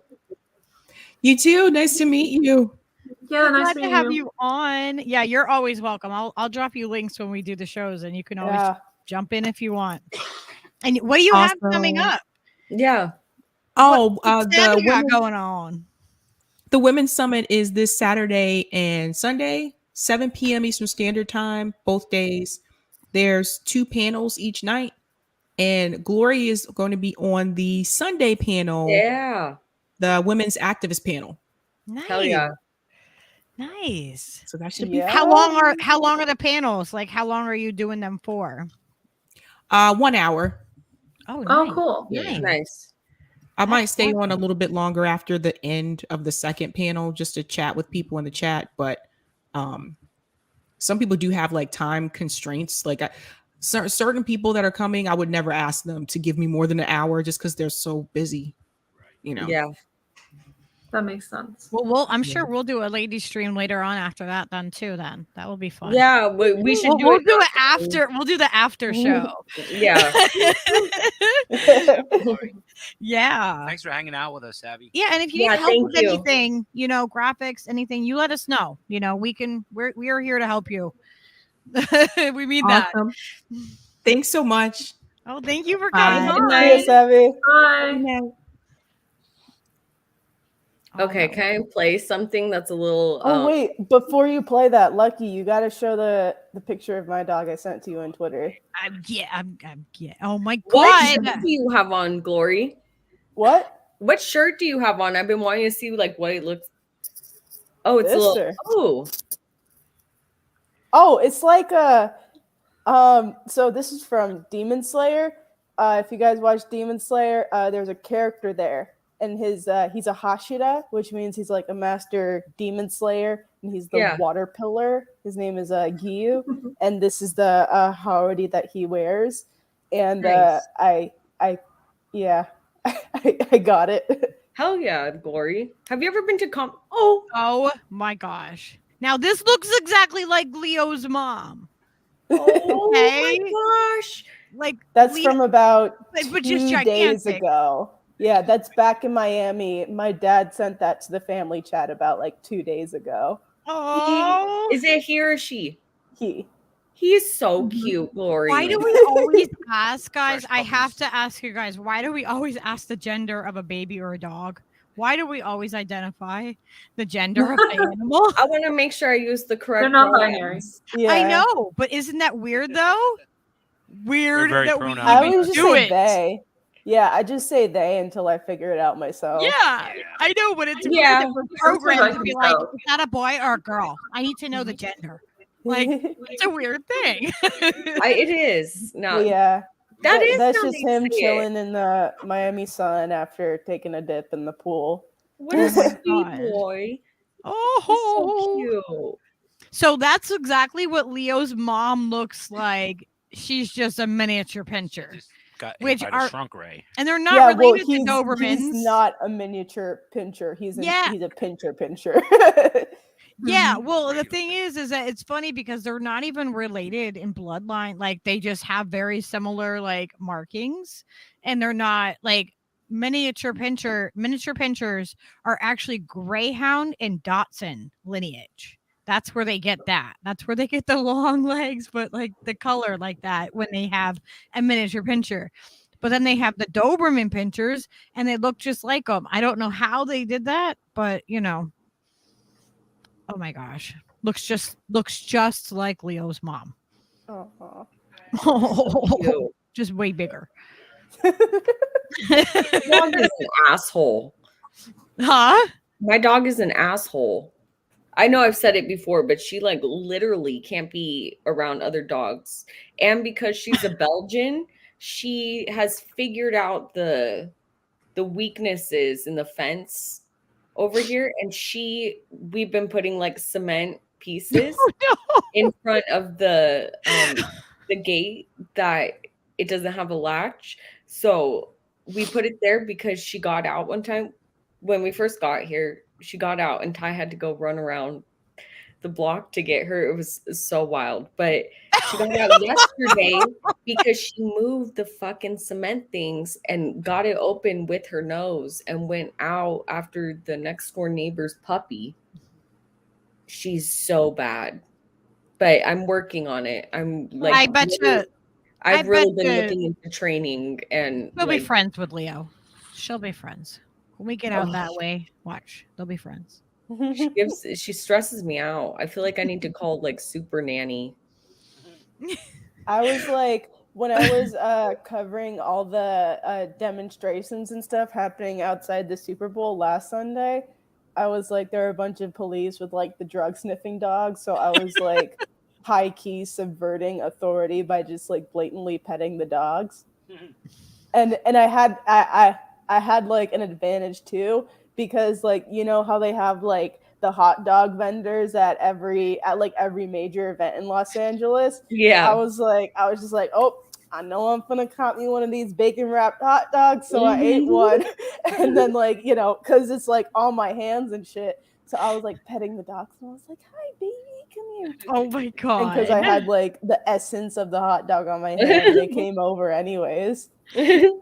P Stuff said that the squeaky dog toy made their dog come running. I love that emoji. It's so cute. Mm-hmm. Emoticon, whatever they call it. Oh. Yeah, is it emoticon or emoji? I guess it's just emoji in the apps or whatever, but like on here, I think they call it an emoticon. I've always been confused about that. I wanted to ask somebody who knew because I'm really not sure. Yeah, emoji's a company. Yeah, that's what I thought. I thought that was actually a company. Yeah, that's so weird. Okay. Isn't it weird how much we can express ourselves with universal emojis? But it was accepted. Like we use emojis, and you can have a fucking goddamn stupid like entire story with freaking things. But that's just going back to hieroglyphics. Yeah. Hell yeah.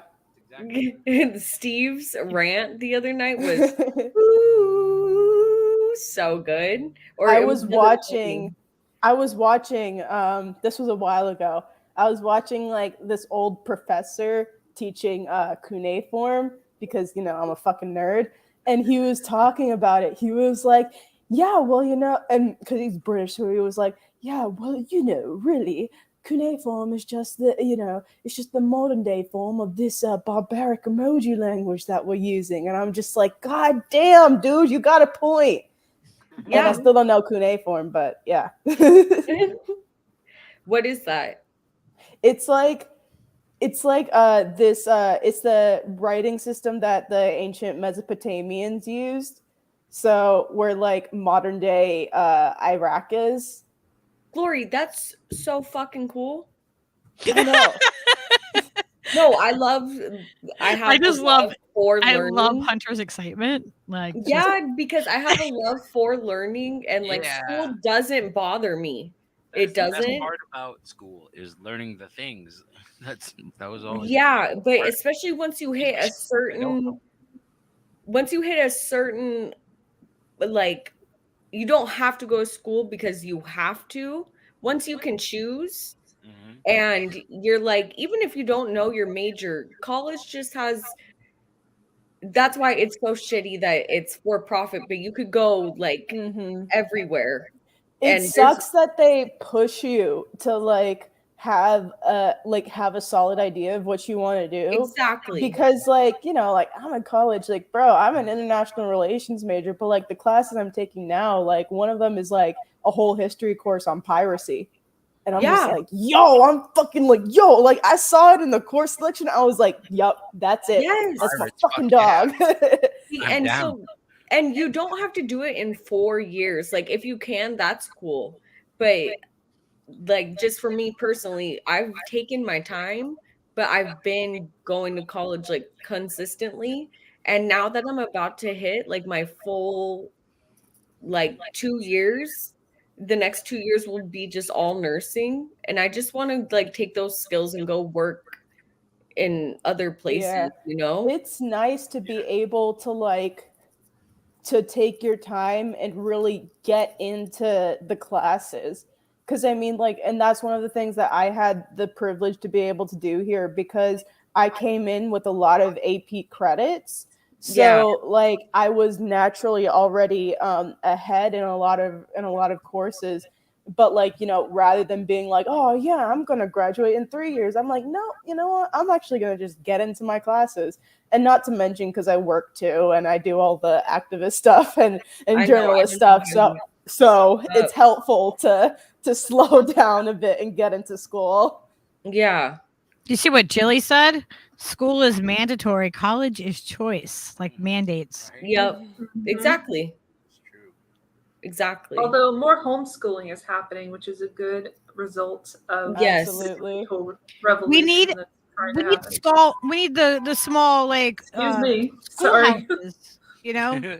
We need the small schoolhouses again, right? Like that's what we need that, or just like community schooling. And I want to give like another shout out to Johnny. Go follow his channel, the True Rebel Network. Yeah. Where is Johnny? Where is Pasta? Where are their pigtails? Come on. They're busy right now. There's so much shit just going on, like in general. So much.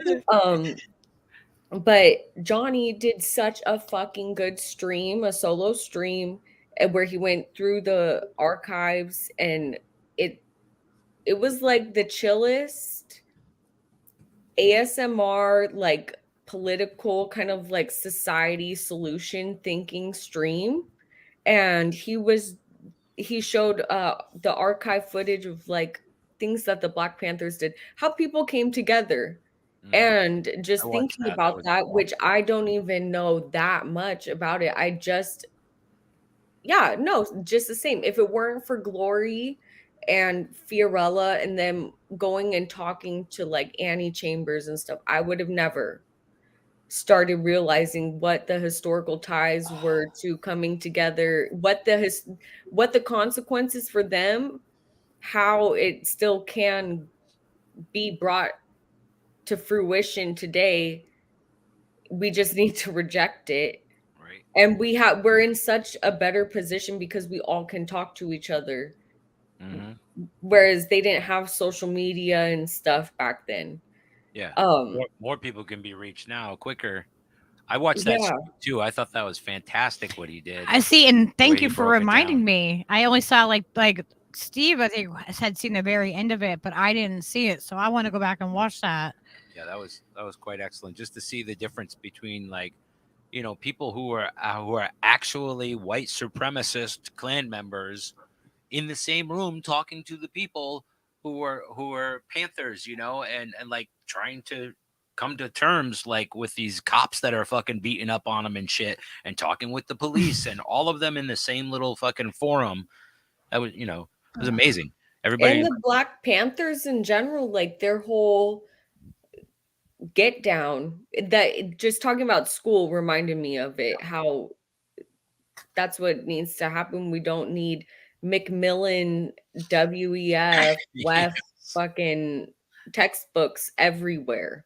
Right. Remote We need the schooling. community. No, remote schooling, absolutely not. That's No. not okay. That's what they want. Community. We need the community that, like, that's what the Panthers did, was they were like, here's free lunches and free breakfast for you, and here's, you know, schooling for the children, and like get everybody working as a community for the community. You know what I mean? For the sake of the community. If everybody is in that same mindset, then it can absolutely fucking work and benefit everyone. Like, we need to be tribal again. We need to be tribal instead of this whole like 2-team freaking whatever bullshit. We need to be tribal in the way that, like, mutual aid.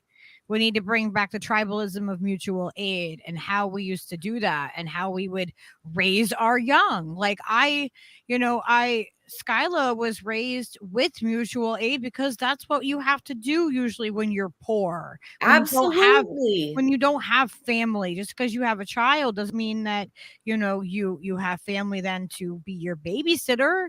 It doesn't mean that you have the people there that you can, that you can trust. Like, we have to intentionally build our mutual aid communities and, like, but not just do it with people that we know, like, online. Like, can you go knock on your neighbor's door? Do you know who your neighbor is? Can you borrow a cup of sugar or an egg or whatever you need? You know what I mean? Whatever courtesy thing that you used to do back, like, in my generation, can you do that?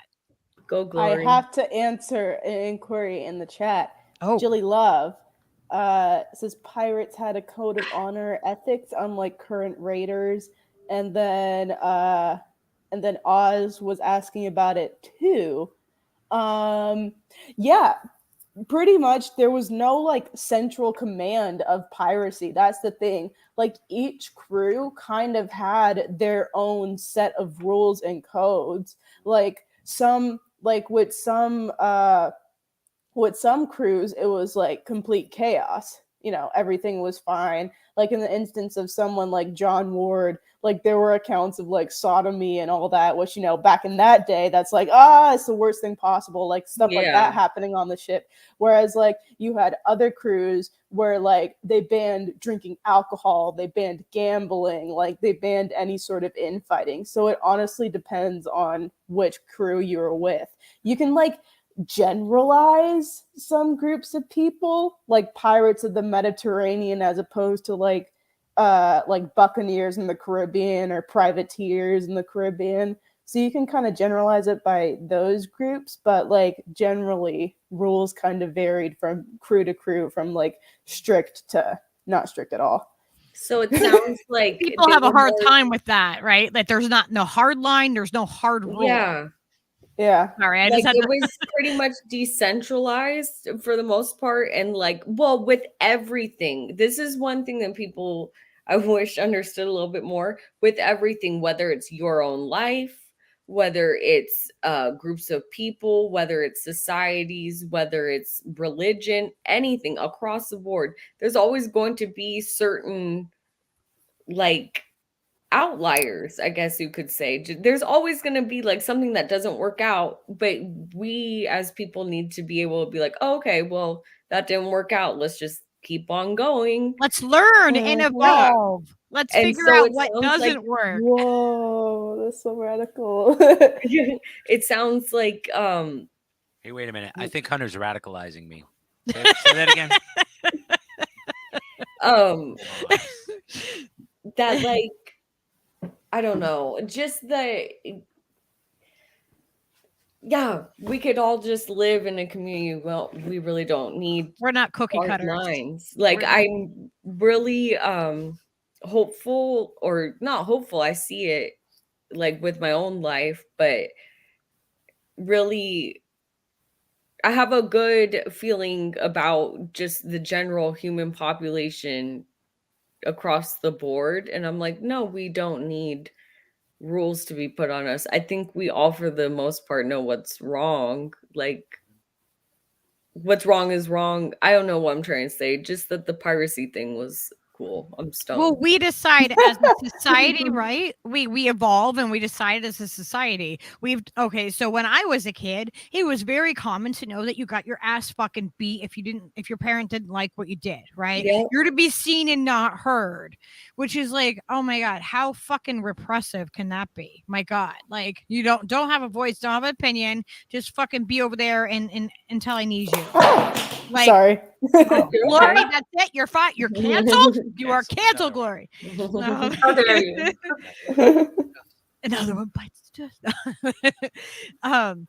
So like, what was it? See, I got distracted. What the fuck was I saying? You were saying when you were growing up that yeah. To be seen and not heard, and that whole like that doesn't work. Like that's the original cancel culture, right? Of I feel like it's like the original cancel culture. Is that why it's become such a normal thing for people to do that? It's absolutely insane. Like we were talking about doing one about like what was it? Was it you? ICU? I think I said we should do one on parenting, and I think you, Hunter, there was a few of you. I said we should do something about that whole like you're to be seen and not you can be seen but not heard and all of that, and like it doesn't make any sense. And like what Oz was saying here, we need to go back to being fully tribal. Absolutely. Like I call us a tribe, and I think that it matters how we refer to that. And when I say that we're a tribe, it means we're an inclusive tribe working together for mutual benefit. And oh yeah, that's what it was. Like, and with the pirates and everything, everybody wants to have neat little boxes. You know what I mean? That, oh no, this category and this category and this category, but we don't fit in your fucking categories. And the things that when we were kids, to be seen and not heard, and I will beat your ass if I don't like what you're doing. We decided as a society that that's not okay. For the most part, we have evolved, and I feel like people get stuck from like evolving is like one of the hardest things for people to do, to evolve and grow and communicate. And I don't understand how people get stuck in that. Like I feel like people like look at all this thing through this whole fucking pandemic time, right? Like you were just like, if you did any sort of thinking on your own outside of the narrative, you were blacklisted. You're seen and not heard. Just shut the fuck up. You don't know what you're talking about. This is science. Let the science people do the science. Let the adults talk. Let the adults talk. You guys go sit at the kiddie table and shut up and wait for your fucking dinner. No, I feel like that is a perfect. Okay, this is my opinion, but for the most part, what I have seen, just from like having the experience of having a child young, then just getting really depressed and stuff because of family shit, and then having like my son taken away when I was doing drugs, and then getting back into his life after he thinks I was his sister this whole time.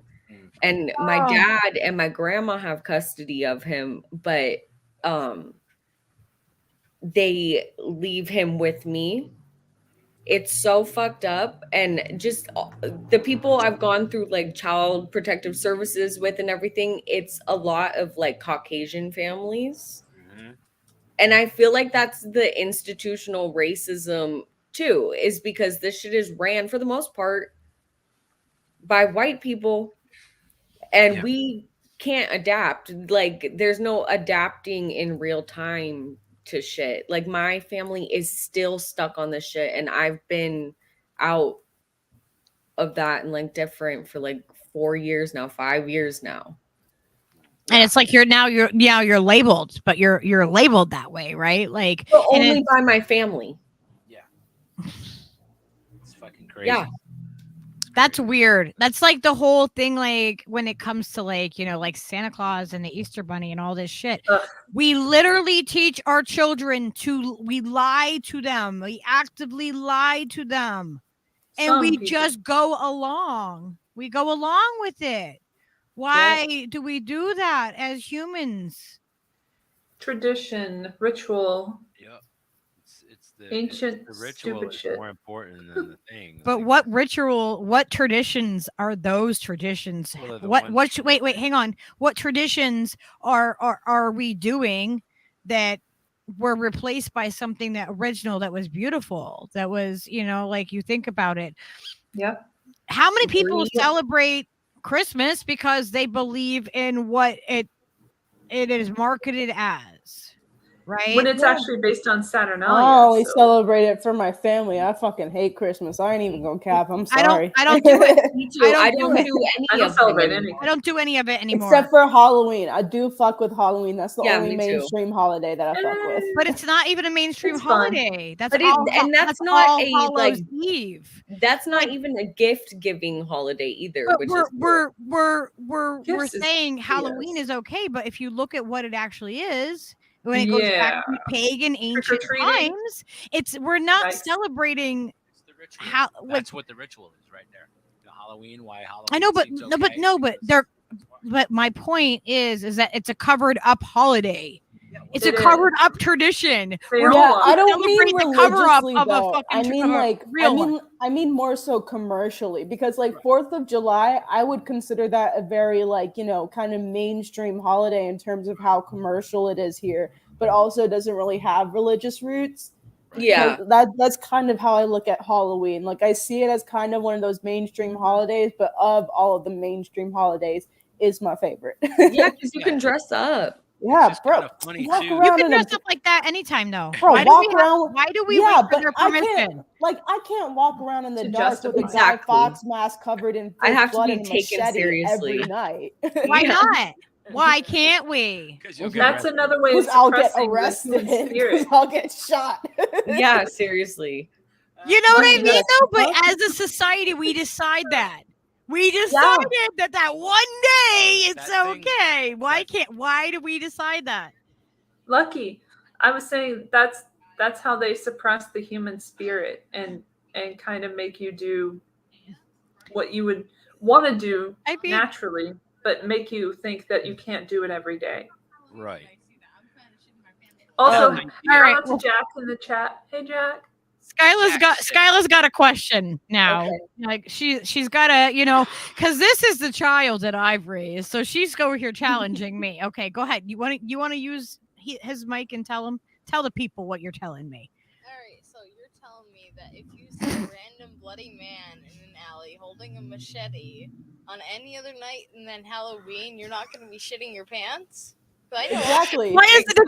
acceptable that night? Yeah, that's my point to Lucky. a little bit, but It's like I can't walk around at night with a Guy Fox mask covered in fake blood and a machete. That's like I can't you do can. that if You it's could not choose. October You can. 31st. You could choose and to then do you it. More normal. Okay, well I can. As long as but you're wearing I- a mask. But the It's not chances of me acceptable, getting shot probably. would be considerably higher. Exactly. And in LA, Or- they see that you have anything, they will kill your fucking ass. Yeah, Bro. don't even pull your phone out. Whatever, they'll shoot you in the face. One of my biggest See, I- fears is having something happen to Leo at a protest or by, you know what I mean, in the hands of somebody. Well, I'm trying to stand up for the rights. I'm afraid that he's my service dog. I'm afraid that something will happen to him or somebody will hurt him, and it gives me severe anxiety, and I should not have that anxiety. I That wouldn't should even not worry be something about I should be people. worried I'd about. worry about the cops, honestly. That's it. No, that's what I'm That's what we saying. have to worry Yeah. about here. Always But in the what police. society is it okay and acceptable that I feel such fear and anxiety that a cop might hurt my service dog? Well, they want you to be But, I mean, fearful. That's just reality. But Yeah. that's a Right. real thing. That's a real threat that I have anxiety about. How crazy is it that that's even a valid thing? That that's not just like a Looney Tune idea. But the police It's a present reality themselves. that could happen. The police present themselves. That's the world we live in. That could happen. I think, yeah, but I wouldn't take that as it's doubtful that would happen. It would only be the cops, but like, Shadow. But it could. But yeah. the fact is that wouldn't be something that is so far fetched that you'd be like, no, Lucky, that couldn't happen. I know. Now I'm thinking That's about what I'm like, saying, They like- do shoot people's dogs. they that could happen, and the fact that that's a real thing that really it's not like some far-fetched like thing that I'm like just pulling out of nowhere, that it's just anxiety that like it couldn't happen. No, it very well could. And that's the society that we live in, is that I have pictures of Skyla at her first protest. She was 6 years old, and I got interviewed. Oh, will you grab the picture up there? I can show them the picture. It's up there on the door above the Leo one. Okay, so I got interviewed by a woman at this protest. No, Steve, look, right, look, right, look at the Leo picture on the door. See the Leo picture? Yeah, look right above it. Yes, he is so bad about like when I'm saying like he'll start like all everywhere except for where I'm pointing. Is that a characteristic of males in general? Like that they lose stuff and then you have to be like, oh, you have to go look for it. You see it? I lost my keys. Will you go find them, please? Oh, let me see. She's gonna be like, you're embarrassing me. Oh. So cutie. This is, Skyla at her first protest. And so we were counter protesting people, and we were raising money through all the time that we stood out there. We were raising money for an actual for the counter protest. So like, the longer that they were out there, the more we were raising more money. What do you mean you're going upstairs? I can't sit there anymore. Glory, how did you get into But hang on, I'll just finish real quick. So I got asked that day if they felt like she was safe there, if she was safe at a protest. And I looked at the news lady and I'm like, why would my daughter not be safe here? Yeah. Why is it that she shouldn't be safe at our capital out here when we have our own area that we are counter protesting against those guys and we don't agree with them? Yeah, and we're counter protesting. And why should she not be safe to be over here saying she has a difference of opinion? That right there shows how fucked up shit is. I mean, if you didn't know that we were at a counter protest and you just saw a picture of us standing out there in the grass somewhere at our capital, would that be okay? But because we are showing that we have a difference of the opinion, that it was okay for the Westboro Baptist Church to ask me if she's safe. Is it safe for a child? What do you mean? Why wouldn't it be safe? Yeah, it should be safe. Exactly. Yeah. What were you gonna ask me, Hunter? Oh, how did you get into just activism in general, and then getting into like the Assange stuff? Yeah, I've always had a bit of an interest in foreign policy because I'm a huge history nerd. Mm-hmm. So I've always had an interest there. And I remember because until the end of my freshman year in college, I played basketball and was really involved as a student athlete. So I really didn't get into activism because I was already committed to that. But then once I got into college, I kind of took that as an opportunity to make an effort to get into more stuff. So one of the first things I did was in 2018, I think, I was and I did a bunch of stuff before too, but I got really involved in helping get Amendment 4 passed in Florida in 2018, which would have restored voting rights to former felons. Yeah, that was a mess. I remember that was actually a big mess because we had a fucking recount that year, which was a nightmare. And that's why I've always been passionate about election integrity because, I'm from Broward County and I'm from Florida, so I know how fucked up it gets voting in my state, in my home state. And I just started getting more and more involved, little by little. And then, kind of the first thing that I really got involved in was when Tulsi Gabbard ran. So, in 2019, I got really involved volunteering in her campaign. And one of the things about that was I got like being in that campaign, well, not in the campaign, but like volunteering for it and being in that network of Tulsi supporters, it kind of helped me like start advocating for causes that I was already passionate about. I just like didn't really know how to get into, being active for them. And that's where a lot of Assange activism came in, because going into supporting Tulsi, I was already supportive of Julian Assange. Mm-hmm. But basically, because I got into that Tulsi community, it really kind of like empowered me and kind of helped me find these Assange communities. So, yeah. And then from there, because I already spent so much of Tulsi's campaign advocating for other causes that already matter to me, once she dropped out, I was like, oh, okay, I'll just continue going for the same stuff that I was already going for. And like, that was big, me being big on Assange and big on a lot of like environmental stuff and foreign policy stuff. And like 2020 when Black Lives Matter happened, that especially, that's something that I continued. So, yeah. And then I just and then by the time like it was, mid-end 2020, I was like, very much embedded in like kind of the activist sphere of things. And then I also partially through the Tulsi campaign, but also through Twitter, I got to meet people like Nico and Pasta.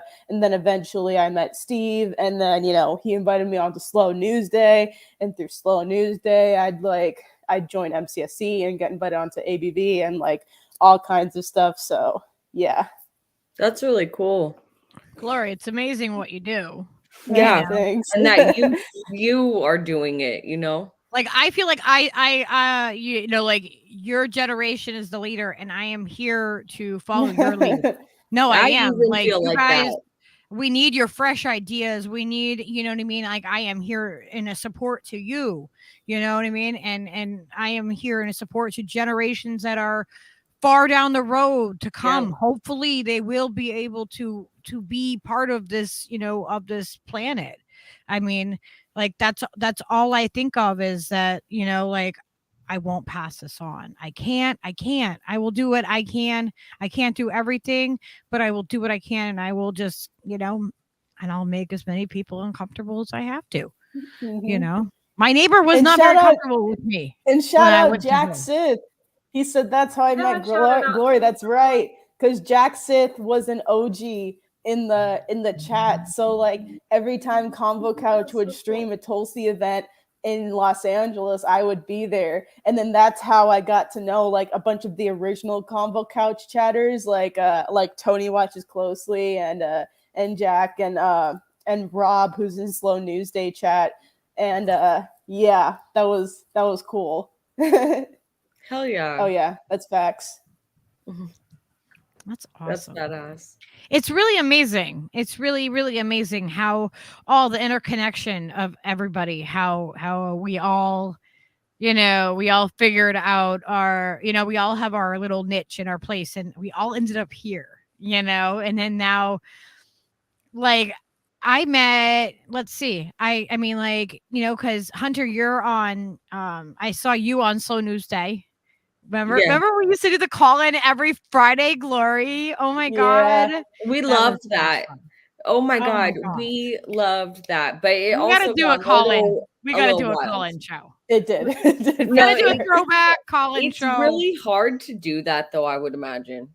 It is. It's definitely not easy, but there were a lot of memorable moments, and we had a lot of callers that we loved every time they called in. Oh my God. Not to take credit for anything, but we were kind of Shadow Band's first appearance on independent media platforms. So I know.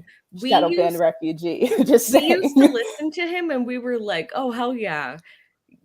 That's every time you would hear, "Oh God," I'm like, "Oh, it's about to get real." I know. So funny. Oh my God. Yeah, no, that was dope. And And yeah, how did I meet? I remember meeting Lucky and Steve. Well, because I remember Steve, because I think it was around the Clovers for Assange protest, and he started we were on Misty's show at one point. I think it was like one of the first shows that we were on. I remember Action for Assange. Yeah, I first found Steve though because last March he was making a bunch of graphics for like Roar Media people, I think. Mm-hmm. And then I remember I saw that he made some graphics of me from the March 18th protest, and I was like, yo, what the fuck is this? And then I was like, what? I have a graphic now? What is this? Yes. And then he started putting out I would more make slow him news. make them for you guys. I would be like, here, use and he this started one. he started doing more slow news day graphics, and we were like, yo, like we would always put them in chat and be like, hey, yo, this shit's fire, bro. and then yeah, that's how we got into contact with you guys. And then Hunter, of course, we got to meet you in person. And then, and Elle too, we got to meet you in person too. That was awesome. I love being able to meet people in person. I know. And then Elle and Amber King, man, holy shit, they need to do some deep dives. Yes. Like, holy shit, you two, man. Oh, bro. Yes. We have got to, Hunter, Elle, and Glory. We need to make a commitment that this week we are going to get a hold of Rockfin. We're going to make a concerted effort to get a hold of Rockfin because we got to get over there so we can, some people don't want to have a whole network and a whole show. And like, we are absolutely willing to help with that and like host shows for people to, to do that. I know a few people. We got Yona. He's getting started doing some stuff. Super excited about that too. That's right. That's another thing from that came out because of the call-in show, the Dongcopter. Oh my god! Oh my god! Dongcopter was the best. I just remember Shadow Band. He sent Steve an article to cover on the call-in show, and I was just like, "Yo, there's a flying dildo coming out of sheriff's candidate. This is fucking amazing." That's so great. I love that. So no, Slow News Day has made me LOL so much through all this shit. And no, Slow News Day is the best. I love Slow News Day. I just absolutely adore our community. Like, and the fact that it's expanding and growing. Like, it's just, I don't know. It's like a big fucking love fest of like, dealing with the worst fucking things ever. Yeah. But that's how we make it better, right? Like, that's my thing is that the more that we go towards the fucking awful shit, that's the only way we're going to make it better. It's the only way we're going to make a change. Ignoring it does what? It's what got us here. It's what fucking got us here. For 69 Ethereum, you can get the Dongcopter NFT. I don't know where Jackson put it. Can you? But yeah, it's an actual thing. Like, Jack, do you have the link that you can put up in chat or something? Are you kidding me? We got Jack made an actual NFT for the Dongcopter. And it's selling for 69 Ethereum. If anyone can contact me because I'm doing an NFT and I'm stuck on some coding shit.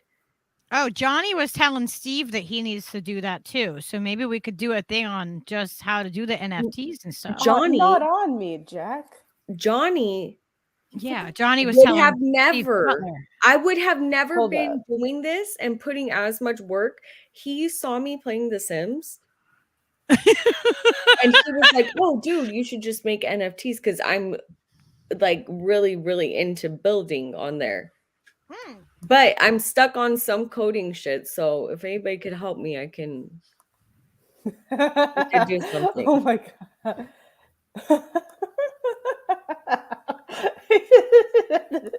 Uh-oh. No, it's because I looked up Dongcopter NFT. I saw that. and instead I got this fucking meme of Patrick Starr. What? I gotta show you what it is. It fucking cracked me up. Hold up. Check this out. Add it. I don't know if it added to stream. You have to hit add to stream where it says the. Oh, me. Oh my god. What the hell? Why is Pasta call? Hold up. Pasta's literally. Isn't he in the same house as you, Hunter? Yeah. Why is Pasta calling Glory? She's on screen. Tell him to get his Here, ass. hold on. Very good brat. Yeah, I'm hanging up on him. Ask him why the hell he's calling me. That is so funny. Oh my gosh. All right, I'm not gonna lie, I didn't know who Patrick Starr was for a second. Sorry.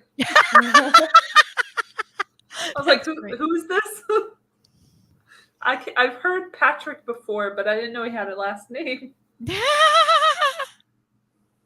I've never seen the show. Sorry, guys. Okay, he didn't know that you were on right now. So he was just calling you by happenstance to tell you he loves you and you're fired, but call him. Then he needs to come in here and just tell her. What the hell kind of shit He is said that? he doesn't look pretty right now. That's actually such a Pasta thing. I'll get calls. Pasta doesn't feel pretty. I'll get like random calls for him that are just like, yeah, fam, just want to tell you how much I love you. Oh, it's so cute. Yeah, I'll be back in a couple minutes then. I did that. I called Mr. Wilson the other day on accident. He's like doing a live stream, and I called him on accident. And he's like, Lucky's calling me. Like, I'm like, oh, whoops. I didn't even realize until he said it. No, I have to keep my shit on silent. I have too many debt collectors calling me that it would just be distracting. That's the one good thing about not having a phone service for a while. You get a little bit of a break from the monotony. And the wrong numbers that keep coming in. Can you imagine having to do that job? I feel bad for the people that like they're not getting paid a lot, and they literally make their money off of harassing other people that don't have money. And they get talked to too. Yeah. They what? They get verbally abused as well. Oh yeah. And I didn't even do that, but I got like horns in my ear and shit, like weird noises in my ear and my headphones because people just didn't want to answer the call, which wasn't even a like cold call or anything. It's like in their network, like they know that who we are or whatever, but they just didn't want anything to do with us when I had my job. And now I don't have a job, but like it's not fun being a telemarketer at all. There are some benefits if you're doing sales and you get commission, but we got fucked on commission once the $15 wage came in, and they just stopped doing commission after a while. Or they did it on $8.50, which was like their way around it. Like they said, if you reach you can have the $15 or you can have the commission based on the $8.50 that you used to make, which is so fucking weird. Because like that's not even the minimum wage, but you can do a loophole there. But yeah, it was just a total disaster. And I know we weren't even making enough to live. So, God, the shadow band. I'm gonna put my beard in pigtails to be part of ladies' night. I said, do it. We want to see it. I would like to see that. I want to see it too. Shadow band, I need to see this. This will make my day, Shadow. Do it. I'm migrating outside to smoke a cigarette. Bring us with you. Yay, fun. There's 3 cowboys and there's only I love these kind of shots. So funny. You're Pasta. I can imagine it's a loud house. I mean, we get loud here at times. We get loud everywhere. Yeah. It's Jack. Yeah, Charlie Brown said Halloween all year long. Glory's not here, but yeah, I'm like so far behind on what you guys were saying. I wonder if Glory's been to the comic convention in San Diego. That seems like something she'd be into before. I know, I love that. Oh my God. I used to go with my family every year. It was so fun. I'm a Sailor Moon girl. I love Sailor I went Moon. I think as an Stella extra. has something Sailor Moon. I don't think You she went as what? I was an extra in a show, and they had a filming in a Comic-Con kind of thing, like a fake Comic-Con, and I got to participate and be a part of that show and see all the costumes and stuff, which was fun. Nice. It was like being there, but not being there because I was still working. I have something special for you guys. Yay. He's so cute. Oh my. Oh, yes, yes, yes. Hell yeah. Is it? What's happening? Those boots, though. She's done. Keep She's adding pissed. police. Add police. The numbers are there for the police. As a social worker, I will never make even half as much, ever, with a doctorate, as the highest paid police officer. So what are you going to do to actually make minority lives matter and to listen to the fact that we don't need more cops? We don't need more cops. That's fine. Let me answer the question. Hold on. I'm out there delivering diapers to poor families who would otherwise go have to steal those diapers. Okay, let me answer We the need more question. people like me, Sure. not the cops who then arrest the mom after she steals the diapers. Okay, ma'am, let me answer your question, please. Thank you for your question. So what I'm going to do is the same thing we've been doing for about 20 years. We have social workers working at the sheriff's office. So it's really to be educated and educate yourself. So we already have them. We had other positions that I attempted to try to bring on, to include the county commission, to bring more social workers into work side by side with us. So I would say, first educate yourself. Let me finish answering the question, ma'am, please. So we're doing that, and I'm all for it. But I'm not running on I'm running on a qualitative, not a quantitative campaign. I'm not asking for. I know. I'm not. Let me finish answering the question, ma'am, please. Okay.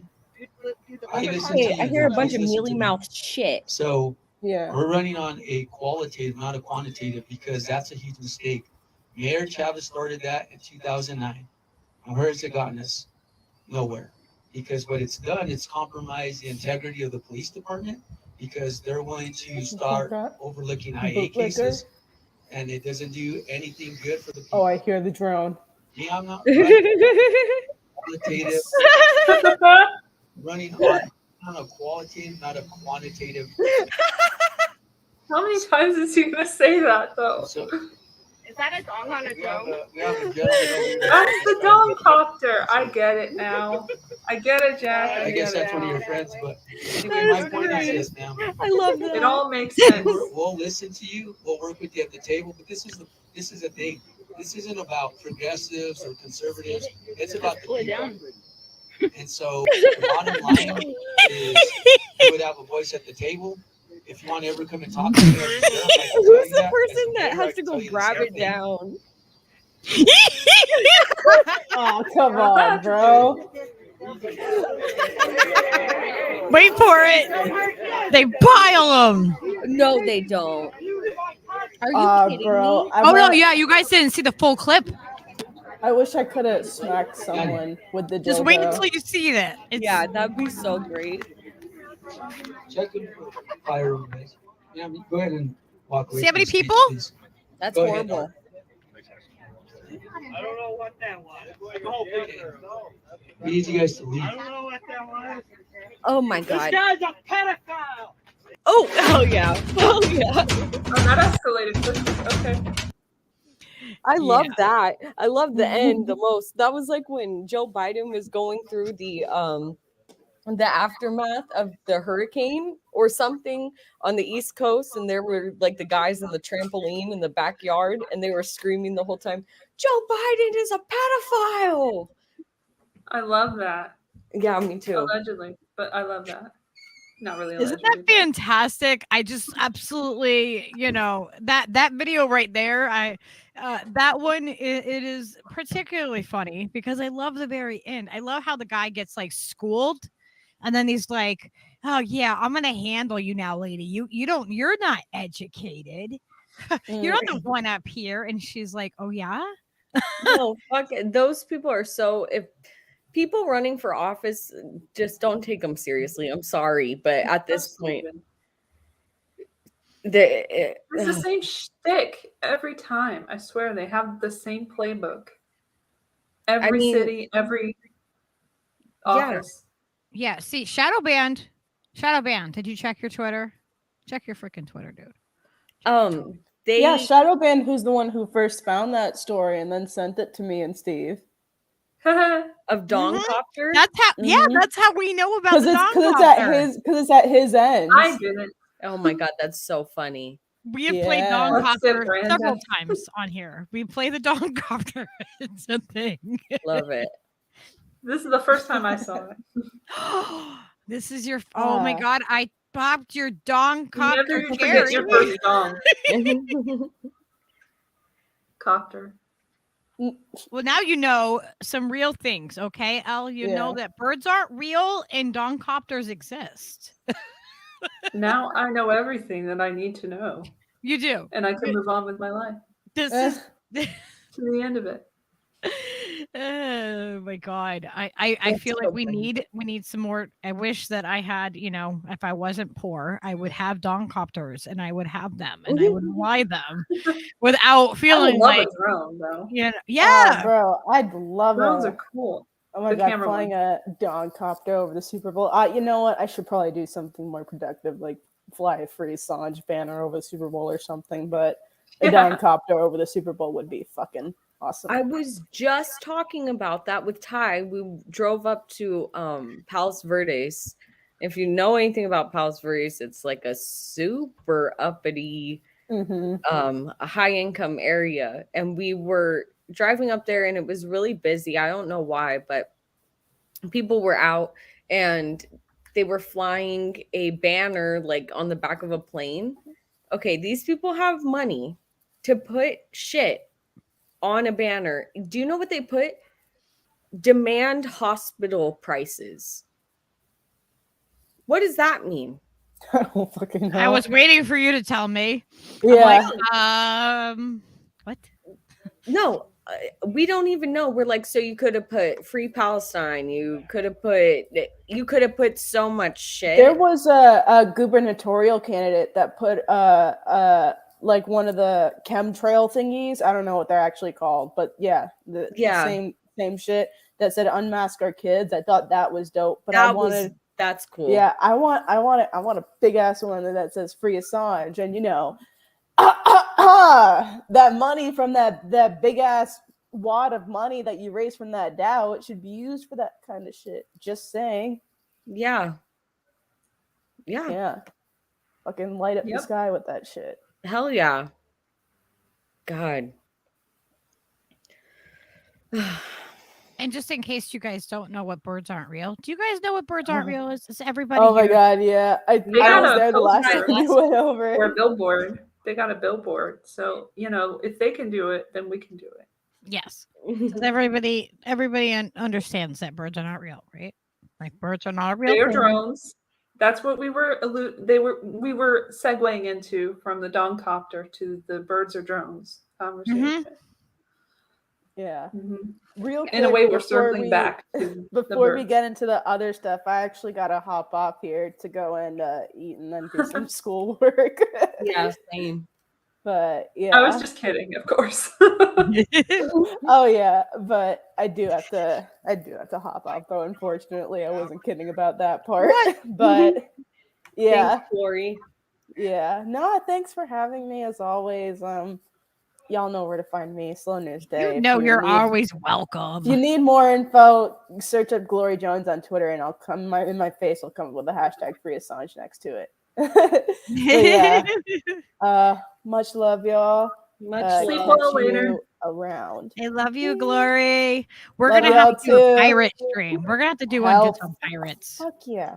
Can we do that? Can we do that? I think love we can. that. Love y'all. Bye. We can dress like pirates. Bye. I even have a parrot. We can have the birds aren't real parrots. No. Parrots and pirates stream. Oh my god, that would be so funny. Oh my Here it gosh. is. See? And we are serious, guys. If you don't know that birds aren't real, this is something that is not covered on many networks. It is the real thing. I gotta hop off too, guys. I gotta go to Trader Joe's before they close. Oh. Bye bye. Sleep well later. Love Are you guys Bye. Thank you. Are you gonna be on this week? Yeah, I'll jump back on this week. Yeah, we'll plan. Okay. We'll plan some shows too, because I know. Yeah, there's because some stuff that I have a you want show I want covered. to do with you, with Okay. both of you. Yeah. Yeah. Okay. Send me yeah. We'll text me and we'll figure it out. You know, my schedule is pretty open. So I'm gonna listen to your podcast, Elle. Oh, I'll do it cool. tonight. Yeah, hell yeah. Make All sure right. you listen to the first one first. I will. So you can see the stark differences Okay. in what it is. Bye, guys. bye, Hunter. Thank you. Bye again. Sleep well. So, and just in case, I feel like maybe we should have a little recap for anybody who's not aware of what we're talking about here. Like, we really mean when we say birds aren't real, it's a real thing. It's a not real thing, actually, that we're Yeah. pointing out. Yeah. Yeah. All right. So I'll show you guys. And you can dive deeper into this if you need. I consider myself to be an average American. I wake up in the morning, wash my car, and I have an avid disbelief in avian beings. Maybe you've seen the billboard near the Highland Strip or heard the story on Wednesdays Live at 9. A campaign called Birds Are Not Real brings its efforts to the Mid-South. And this morning, we are joined by one of the messengers of the movement. Peter McIndoe is here to tell us how this all came about. We want to emphasize you were not the founder. No, ma'am. We put the billboard here because we wanted to bring it to the biggest city in the world, you know, the Paris of the West. So we brought it to Memphis, Tennessee. From 1959 through 2001, the government mercilessly genocided over 12 billion birds and simultaneously replaced them with surveillance drones in disguise. Sometimes I'll travel internationally, go to the Himalayas, just to breathe the drone-free air. So this is really satire. I mean, you don't really believe that happened, correct? This is a satirical campaign to make the point that what? You're looking at me like, no, it's not satire. I really do believe this. Honestly, it's kind of offensive. Okay. We do not find this to be a humorous issue. This is serious. This is life or death. This movement came about in 1976, just to avoid any, liberal media hit job. Since the billboard went up in Memphis, crime has actually dropped by 43%. We're expecting the key to the city at any time from the mayor. There's been a reaction of supporters and loyal bird truthers coming out, saluting, bowing. It's almost become like a sacred pilgrimage. This billboard means more to me than my own life. All right, Peter, we appreciate you being with us this morning. Thank you very much. BirdsAren'tReal.com.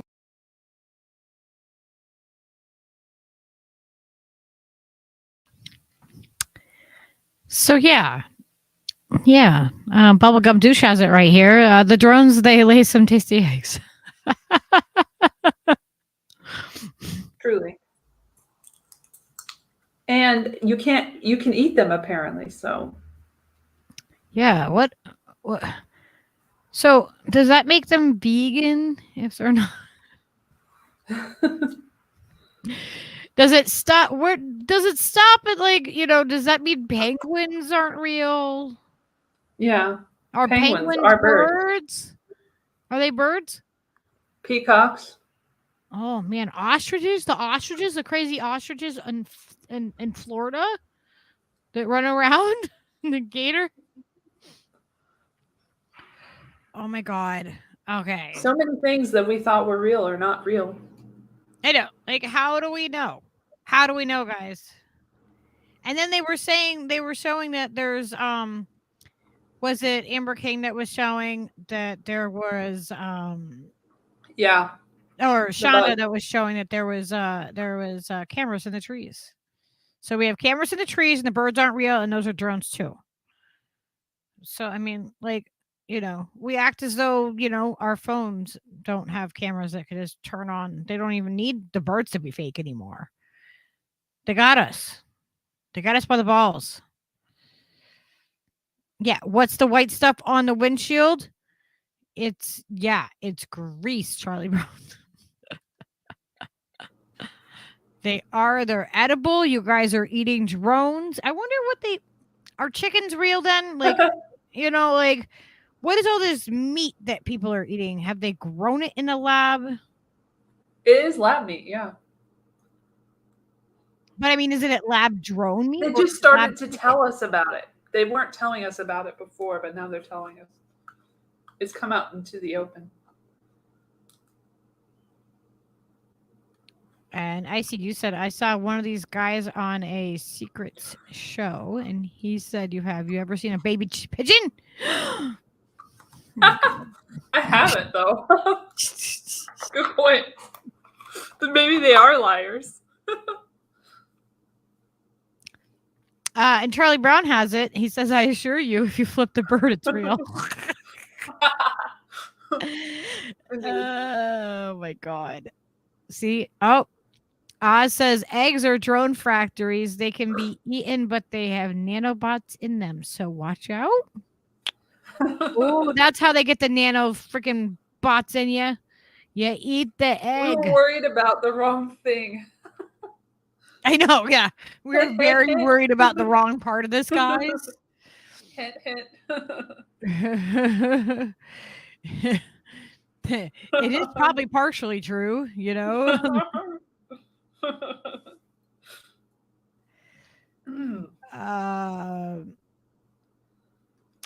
And Susie said Charlie Parker was the bird and he was real. To you. The billboard should say Israel is not real. We don't agree with this.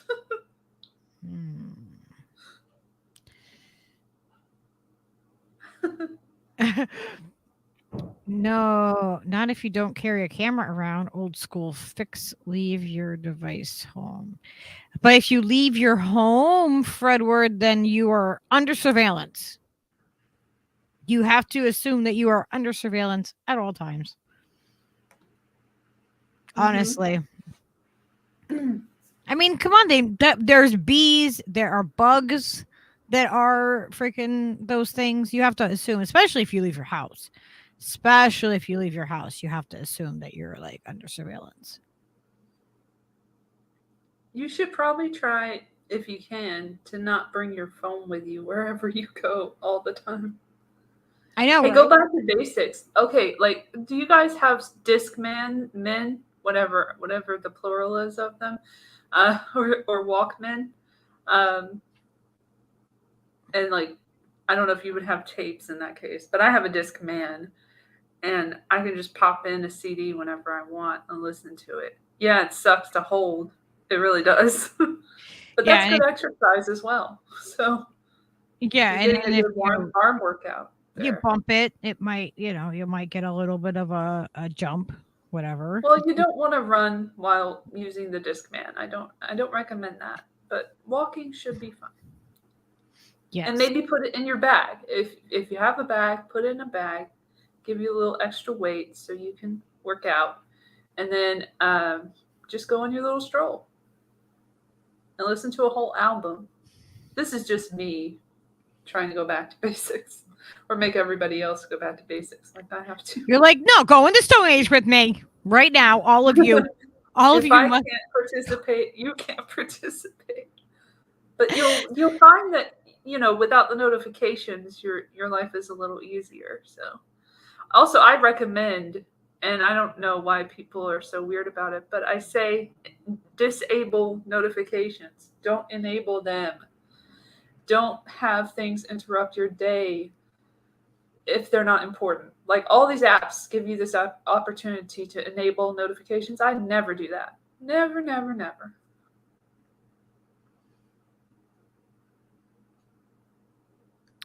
But what do I know? I know nothing. I know, right? It's just the human experience. It's different for everyone. It's true. It's true. Yeah. And going back to basics is one of the best things that we can do. Like, honestly, those are the skills they can't take away from us. Like think about, I want everyone to think about, like, what is it that that what's a skill that you have that others might not have, that might need, right? Like I know how to sew, I do stuff like that. I can do, I can do a lot of like, basic stuff. I'm good at finding ways to repair things and to do all that. Like, because when you're poor, you figure out you don't just go and buy a replacement, That's where innovation comes from. Innovation comes from the desire, the need to do that. For sure. Peace Dev, I've never been to Yosemite. I don't even know if I could get there. I don't have transportation that's reliable, so wouldn't know how to do that. But I did go on like a very impromptu trying to find a cordless phone, which is impossible apparently in LA. I came up empty, but I tried to find a cordless phone for 2 hours. Well, an hour plus and then back. So not 2 hours, it was an hour and a half.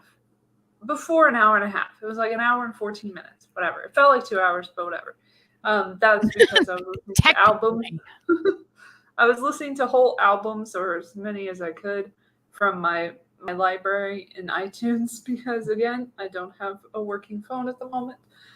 So what was good about that is that my battery was holding up pretty well without the internet. So just FYI, the internet really sucks up your fucking battery if you have an iPhone like me.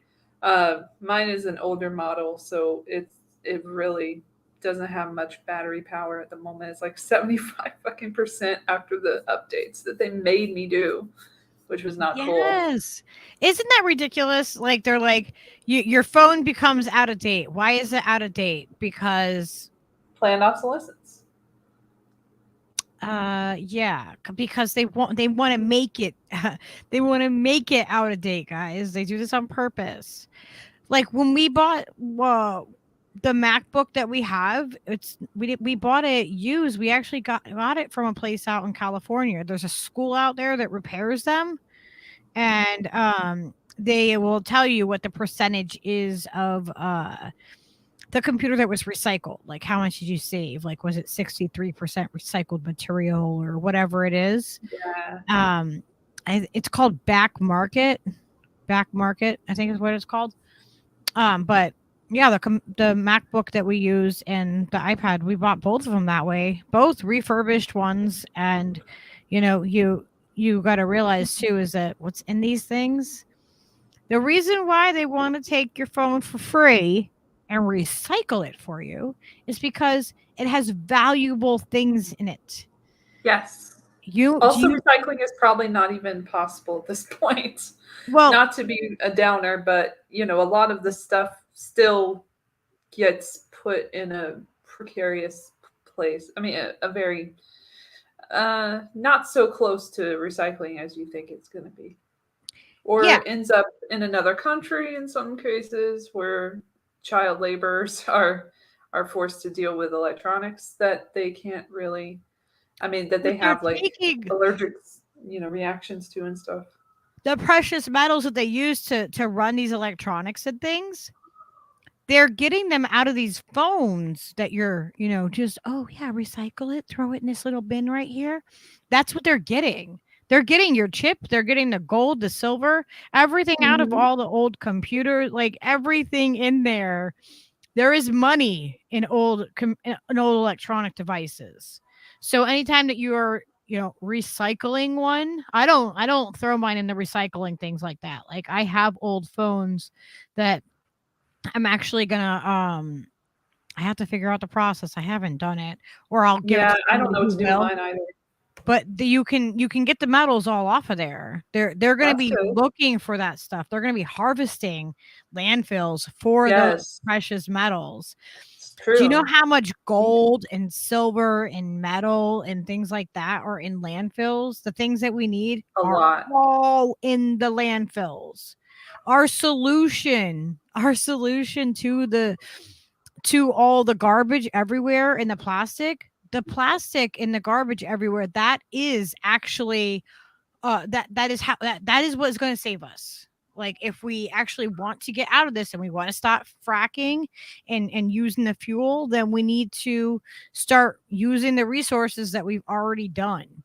Can we watch a video real quick from George Carlin from back in the day, the Save the Planet one? It's about that, really. Will it get me a copyright? Because I got taken down before for Carlin.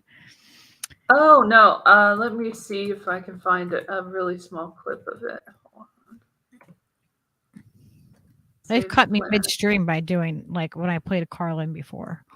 They come after me hardcore. Like they are freaking. I've been on their radar for a long time, but like yeah, they come after me hardcore.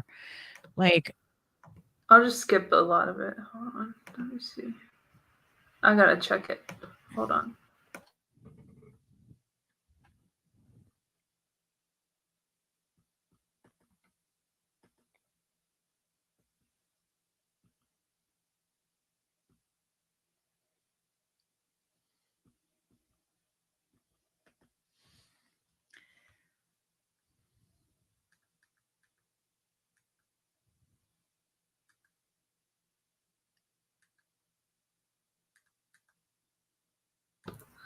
It's like 420. I don't know why. 422. Let's try that. Just for a clip.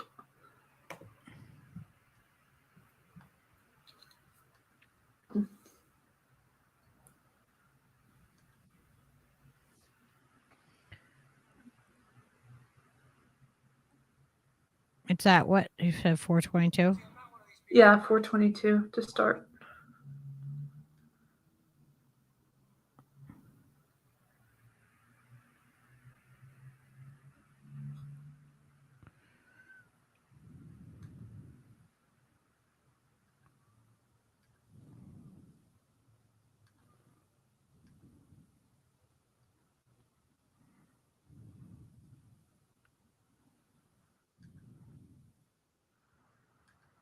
It's showing. All right.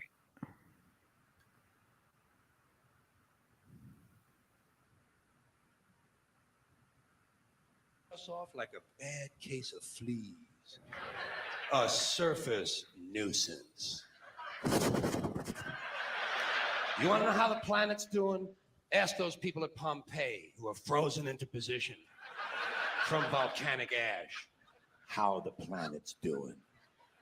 Want to know if the planet's all right? Ask those people in Mexico City or Armenia or 100 other places buried under thousands of tons of earthquake rubble if they feel like a threat to the planet this week. How about those people in Kilauea, Hawaii, who build their homes right next to an active volcano and then wonder why they have lava in the living room? The planet will be here for a long, long, long time after we're gone, and it will heal itself, it will cleanse itself, because that's what it does. It's a self-correcting system. The air and the water will recover, the earth will be renewed, and if it's true that plastic is not degradable, well, the planet will simply incorporate plastic into a new paradigm, the earth plus plastic. The earth doesn't share our prejudice towards plastic. Out of the earth probably sees plastic as just another one of its children. Could be the only reason the earth allowed us to be spawned from it in the first place. It wanted plastic for itself. Didn't know You how can to stop it there. it us. Could be the answer to our age-old. He just goes off about plastic and everything. But like, I thought that was really funny. It's so true. It's so freaking ridiculously true. Oh my god. My spirit animal, everyone. I love him so. Oh my gosh. I know. Like, what? I'm so lucky to have known who he was at that time, and he had been still very famous when I was young. Wow. Yeah, that's amazing. You always have like the things, like you pull them out of everywhere. Like you just know the clips and you just and I'm like, what the hell? Elle is like magic. Like magic memory.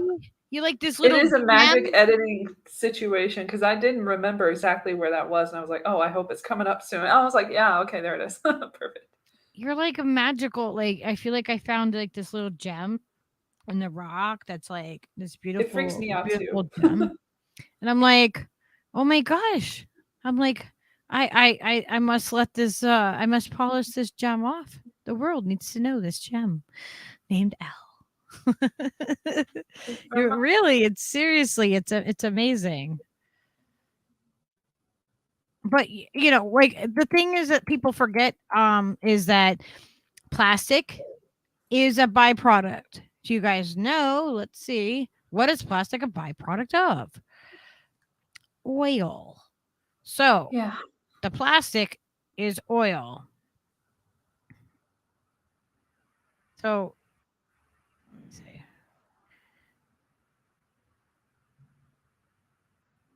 There's factories that do this, that take care of this. Did you know that you can turn your plastic back into fuel? There you go. These are solutions we're talking about. Yeah, like real, like it is a real thing. Like if shit goes down, like people aren't necessarily going to know what to do if they can't go to a gas station and get their fucking oil, go get their petrol, whatever. You like there is really, really easy ways to do it. It's insane. It's insane that more people, you know, if it was me, if I had the land, the space, I would absolutely have it. Hunter wants the Dongcopter clip link, if you have it. Okay. Yeah, I will go back and grab that. There's a factory that takes it and turns it back into fuel. And like everyday people can do it. I mean, I'm not an expert on it, but you can change it back into fuel. Like here, this guy. This is like this. I am not endorsing anybody's plastic to fuel like thing, saying that it's going to work or something. I don't know. But disclaimer. Yeah. This is what this person says. I arrived to this island about 25 years ago. When I first got here, there was almost no tourism industry, and there were very few people on the island. Life was a little bit more difficult. We didn't have any electricity, we didn't have any power tools, just hammer and a machete, and we harvested our wild cane to make walls, and we used coconut leaf to make the roofs. And then, after 3 years, I met my wife, Anna, and we got together to continue putting this project of self-sustainability. The most successful steps in becoming energy self-sufficient was first getting solar panels, and the latest is turning plastic into diesel, which is a very easy process, and just about anybody can do it. Here's what we're doing today is we're going to make diesel from plastic, you know, common plastic that you have around your house. So it's very easy. All you have to do is pack it into an oxygen-free environment and cook it and let it do its own process.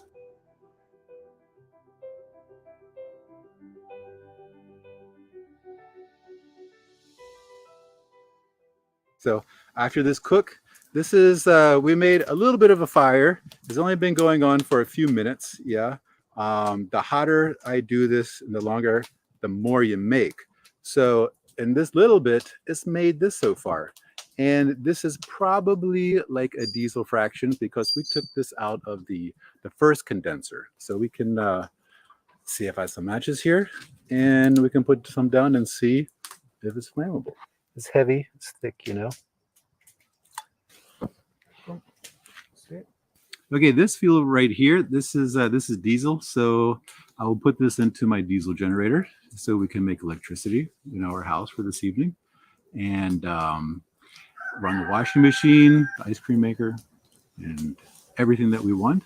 And then afterwards, you take gasoline, and that gasoline, I use my water pumps and whatever else I use gasoline for. This is all from the trash, all from the plastic that washes up on the beach, all from the plastic that is recycled, and that just common plastic that you find underfoot is actually good stuff that you can use. Making diesel from plastic helps provide the electrical needs of our house, business, and family, helps clean the environment, and also helps provide assistance to the local community. For instance, many people use coconuts to help them survive. They make coconut oil, and with the diesel that we make from the plastic is used in the machine to help grind the coconut. So they take that home, make the oil with that, and afterwards they give me back the trash, which I feed to my chickens. As another step for self-sufficiency, we had to build our garden to help provide food for ourselves. What we have here also is we have an aquaponics system. It is really good for planting your herbs and your things like this. Things like tomatoes and fruit and these sorts of things, you normally need more nutrients for your plants, more than just nitrogen. Yeah, right? So aquaponics might not be able to provide all of that for you.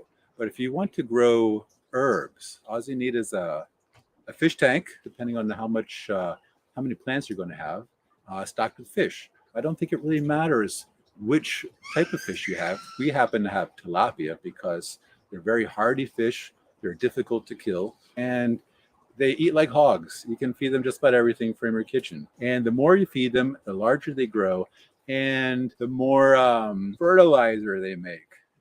We use pumice stone because it's relatively inexpensive here. They have volcanoes on Managua side. So what we did is we made a little, a long kind of a bed, like a box, yeah? And it also has a sheet of plastic on the inside. It comes out and goes back into the system, and just continued the process instead of returning it after the first box into the fish tank. So I just put another box down and continued it for another 14, 16 feet, something like this, and just put my pots and the plants and put a little hole in the bottom of the pot so it will wick up the water that it needs, yeah, keep itself moist. So I never have to water this at all. It's not something that's, it's not a fast process. You're not in a hurry. It just pumps a little bit, but continuously, and it pumps all day, keeps all of your plants wet, and you don't even have to lift your finger. The industry on this island was coconuts, millions of coconuts, and most of these coconuts, they made oil to make soap with. In our effort to be self-sufficient, we thought it would be a good idea to try to make soap. And slowly, just making for ourselves, providing a healthy, good for our skin, and it was also good for the environment. Anna was the one who makes the product. And when we first started, we never knew where it would go to, just thinking to provide for ourselves and the environment. And lo and behold, the business just keeps improving because it appears that there's a demand in the world for nice, healthy, eco-friendly, self-sustaining products. So after all these years of living this way, we now know it's possible to have a fulfilling life, enjoying nature and taking care of it. If people embrace this idea of using alternative and renewable energy, there may be hope yet for the planet.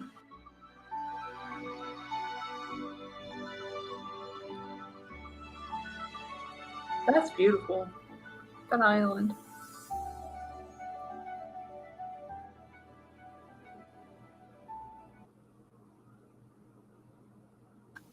I learned so much on this channel. It's random shit, but I'm gonna drop their link for that in there. You got the other one though, right? Hunter got the Doncopter one, I think I saw, right? Yeah, I put the Doncopter one in there. But yeah, I mean, like, it's we can do it, guys. Like, and our solution, like, there's actually factories that are mining the landfills, and they have machines that sort all this shit out, and the fuel that they make from the plastic. And it's not a matter of cooking the plastic, like it's a matter of heating it without like cooking it. Like there's like, you know, there's some good videos on breaking it down.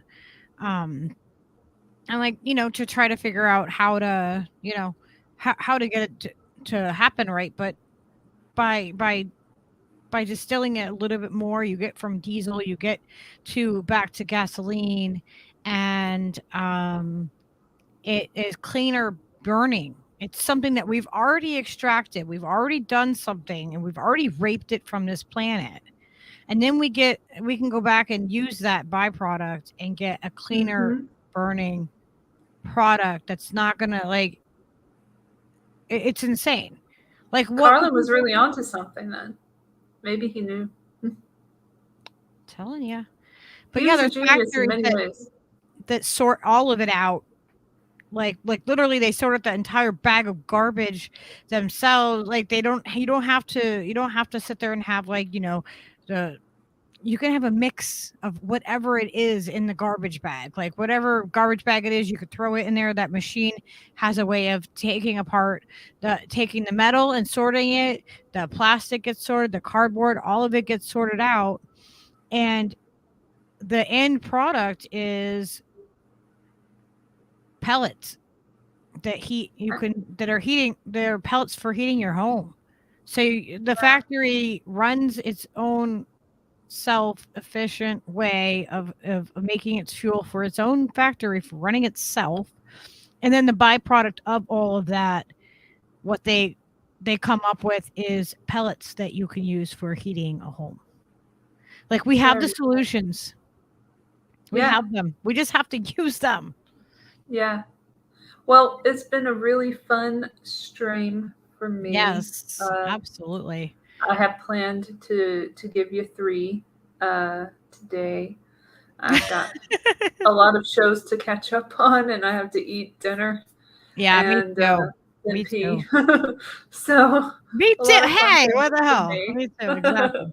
Yeah, take a pee break, and then can't wait to do it again. It was really fun getting to know Sabby and talking to her and Glory and getting the origin story of her journey through apolitical land.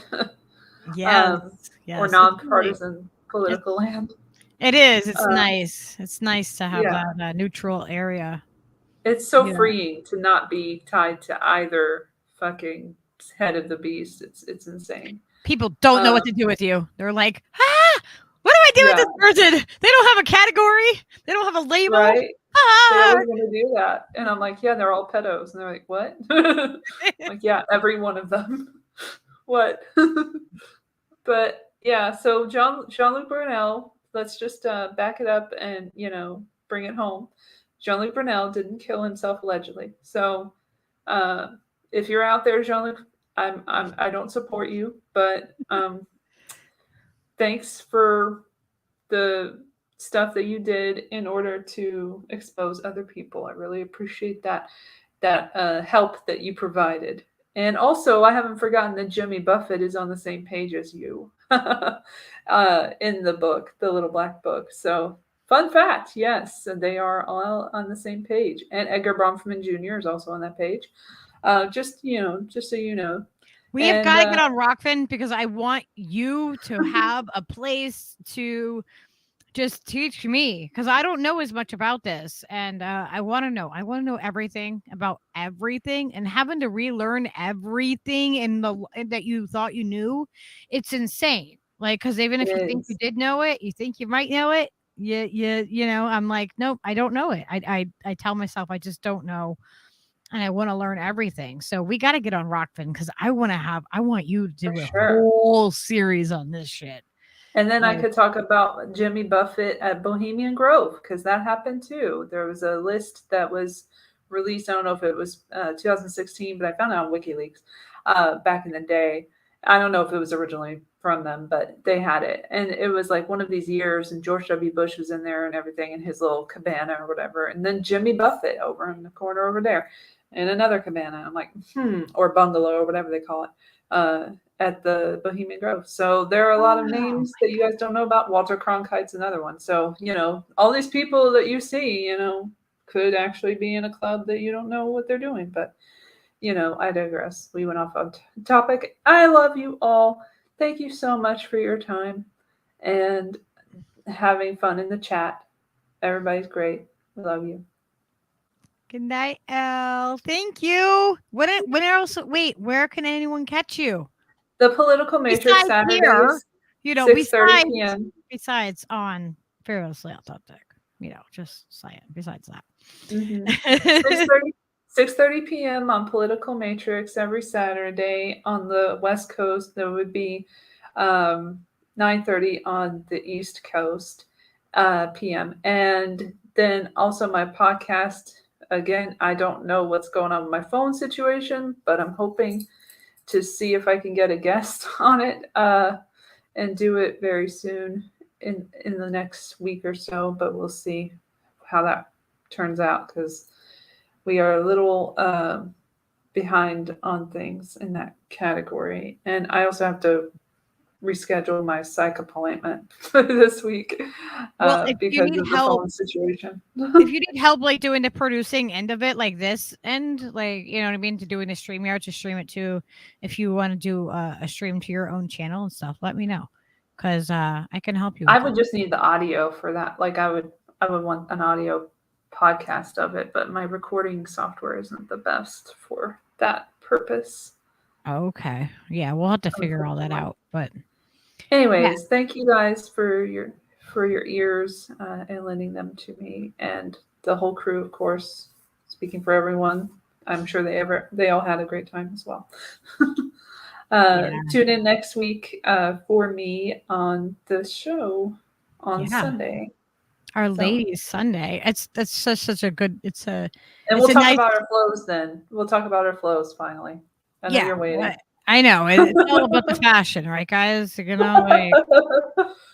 everyone wants to know when it happens, how it happens, why it happens, what we use. I know. We'll talk about the brands that we use. I am eco-friendly, though. I will say that. Because those things can be very, detrimental to the environment as well. Everything it can be, apparently. So. Be careful whatever you buy, with your skin and everything, and make sure that's not chafing anywhere, just in general. I mean, even sweaters and shit, Your skin is like your biggest organ. Like it is your really we need to take care of ourselves better. We need to care about ourselves. The way that we care about each other, the way that we care about other people, we need to apply that to ourselves too. Yes. All right. It was so good to have everybody on. Thank you all for coming and joining us today. It was a fun stream. There's been a lot of stuff happening, and we just need this place to, recharge our batteries. For sure. And let me see. Make sure everybody goes over to Steve Cutler Live too and subscribes over there. I think this is a thing here. Let me see. Is it? Yes. Go over to Steve Cutler Live. He has a show also, and we do music over there and fun stuff like that.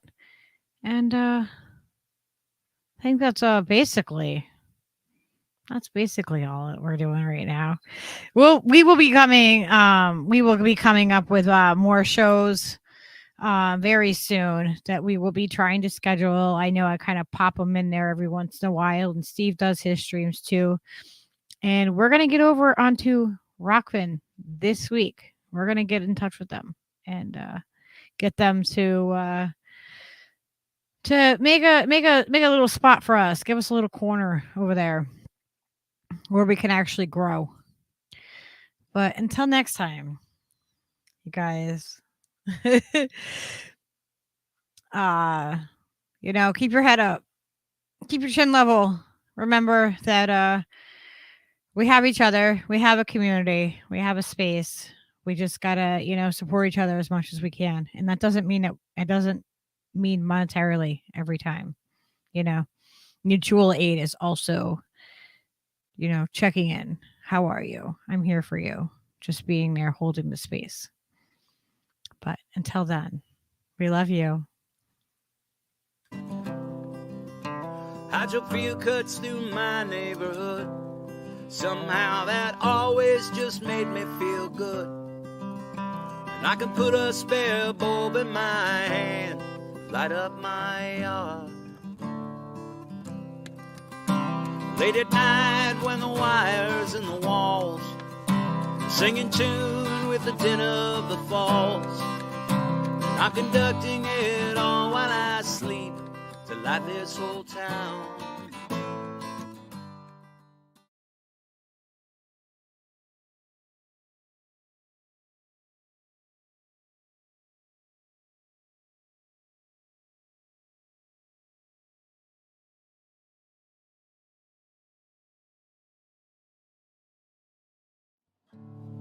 Used to think the world was flat, really threw my hat into the crowd. I felt I had used up my quota of yearning.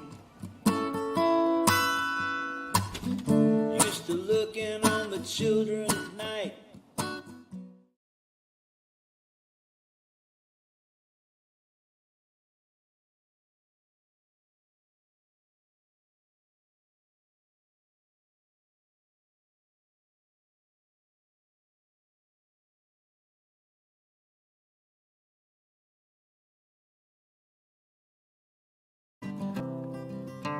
Hydrophilia cuts through my neighborhood.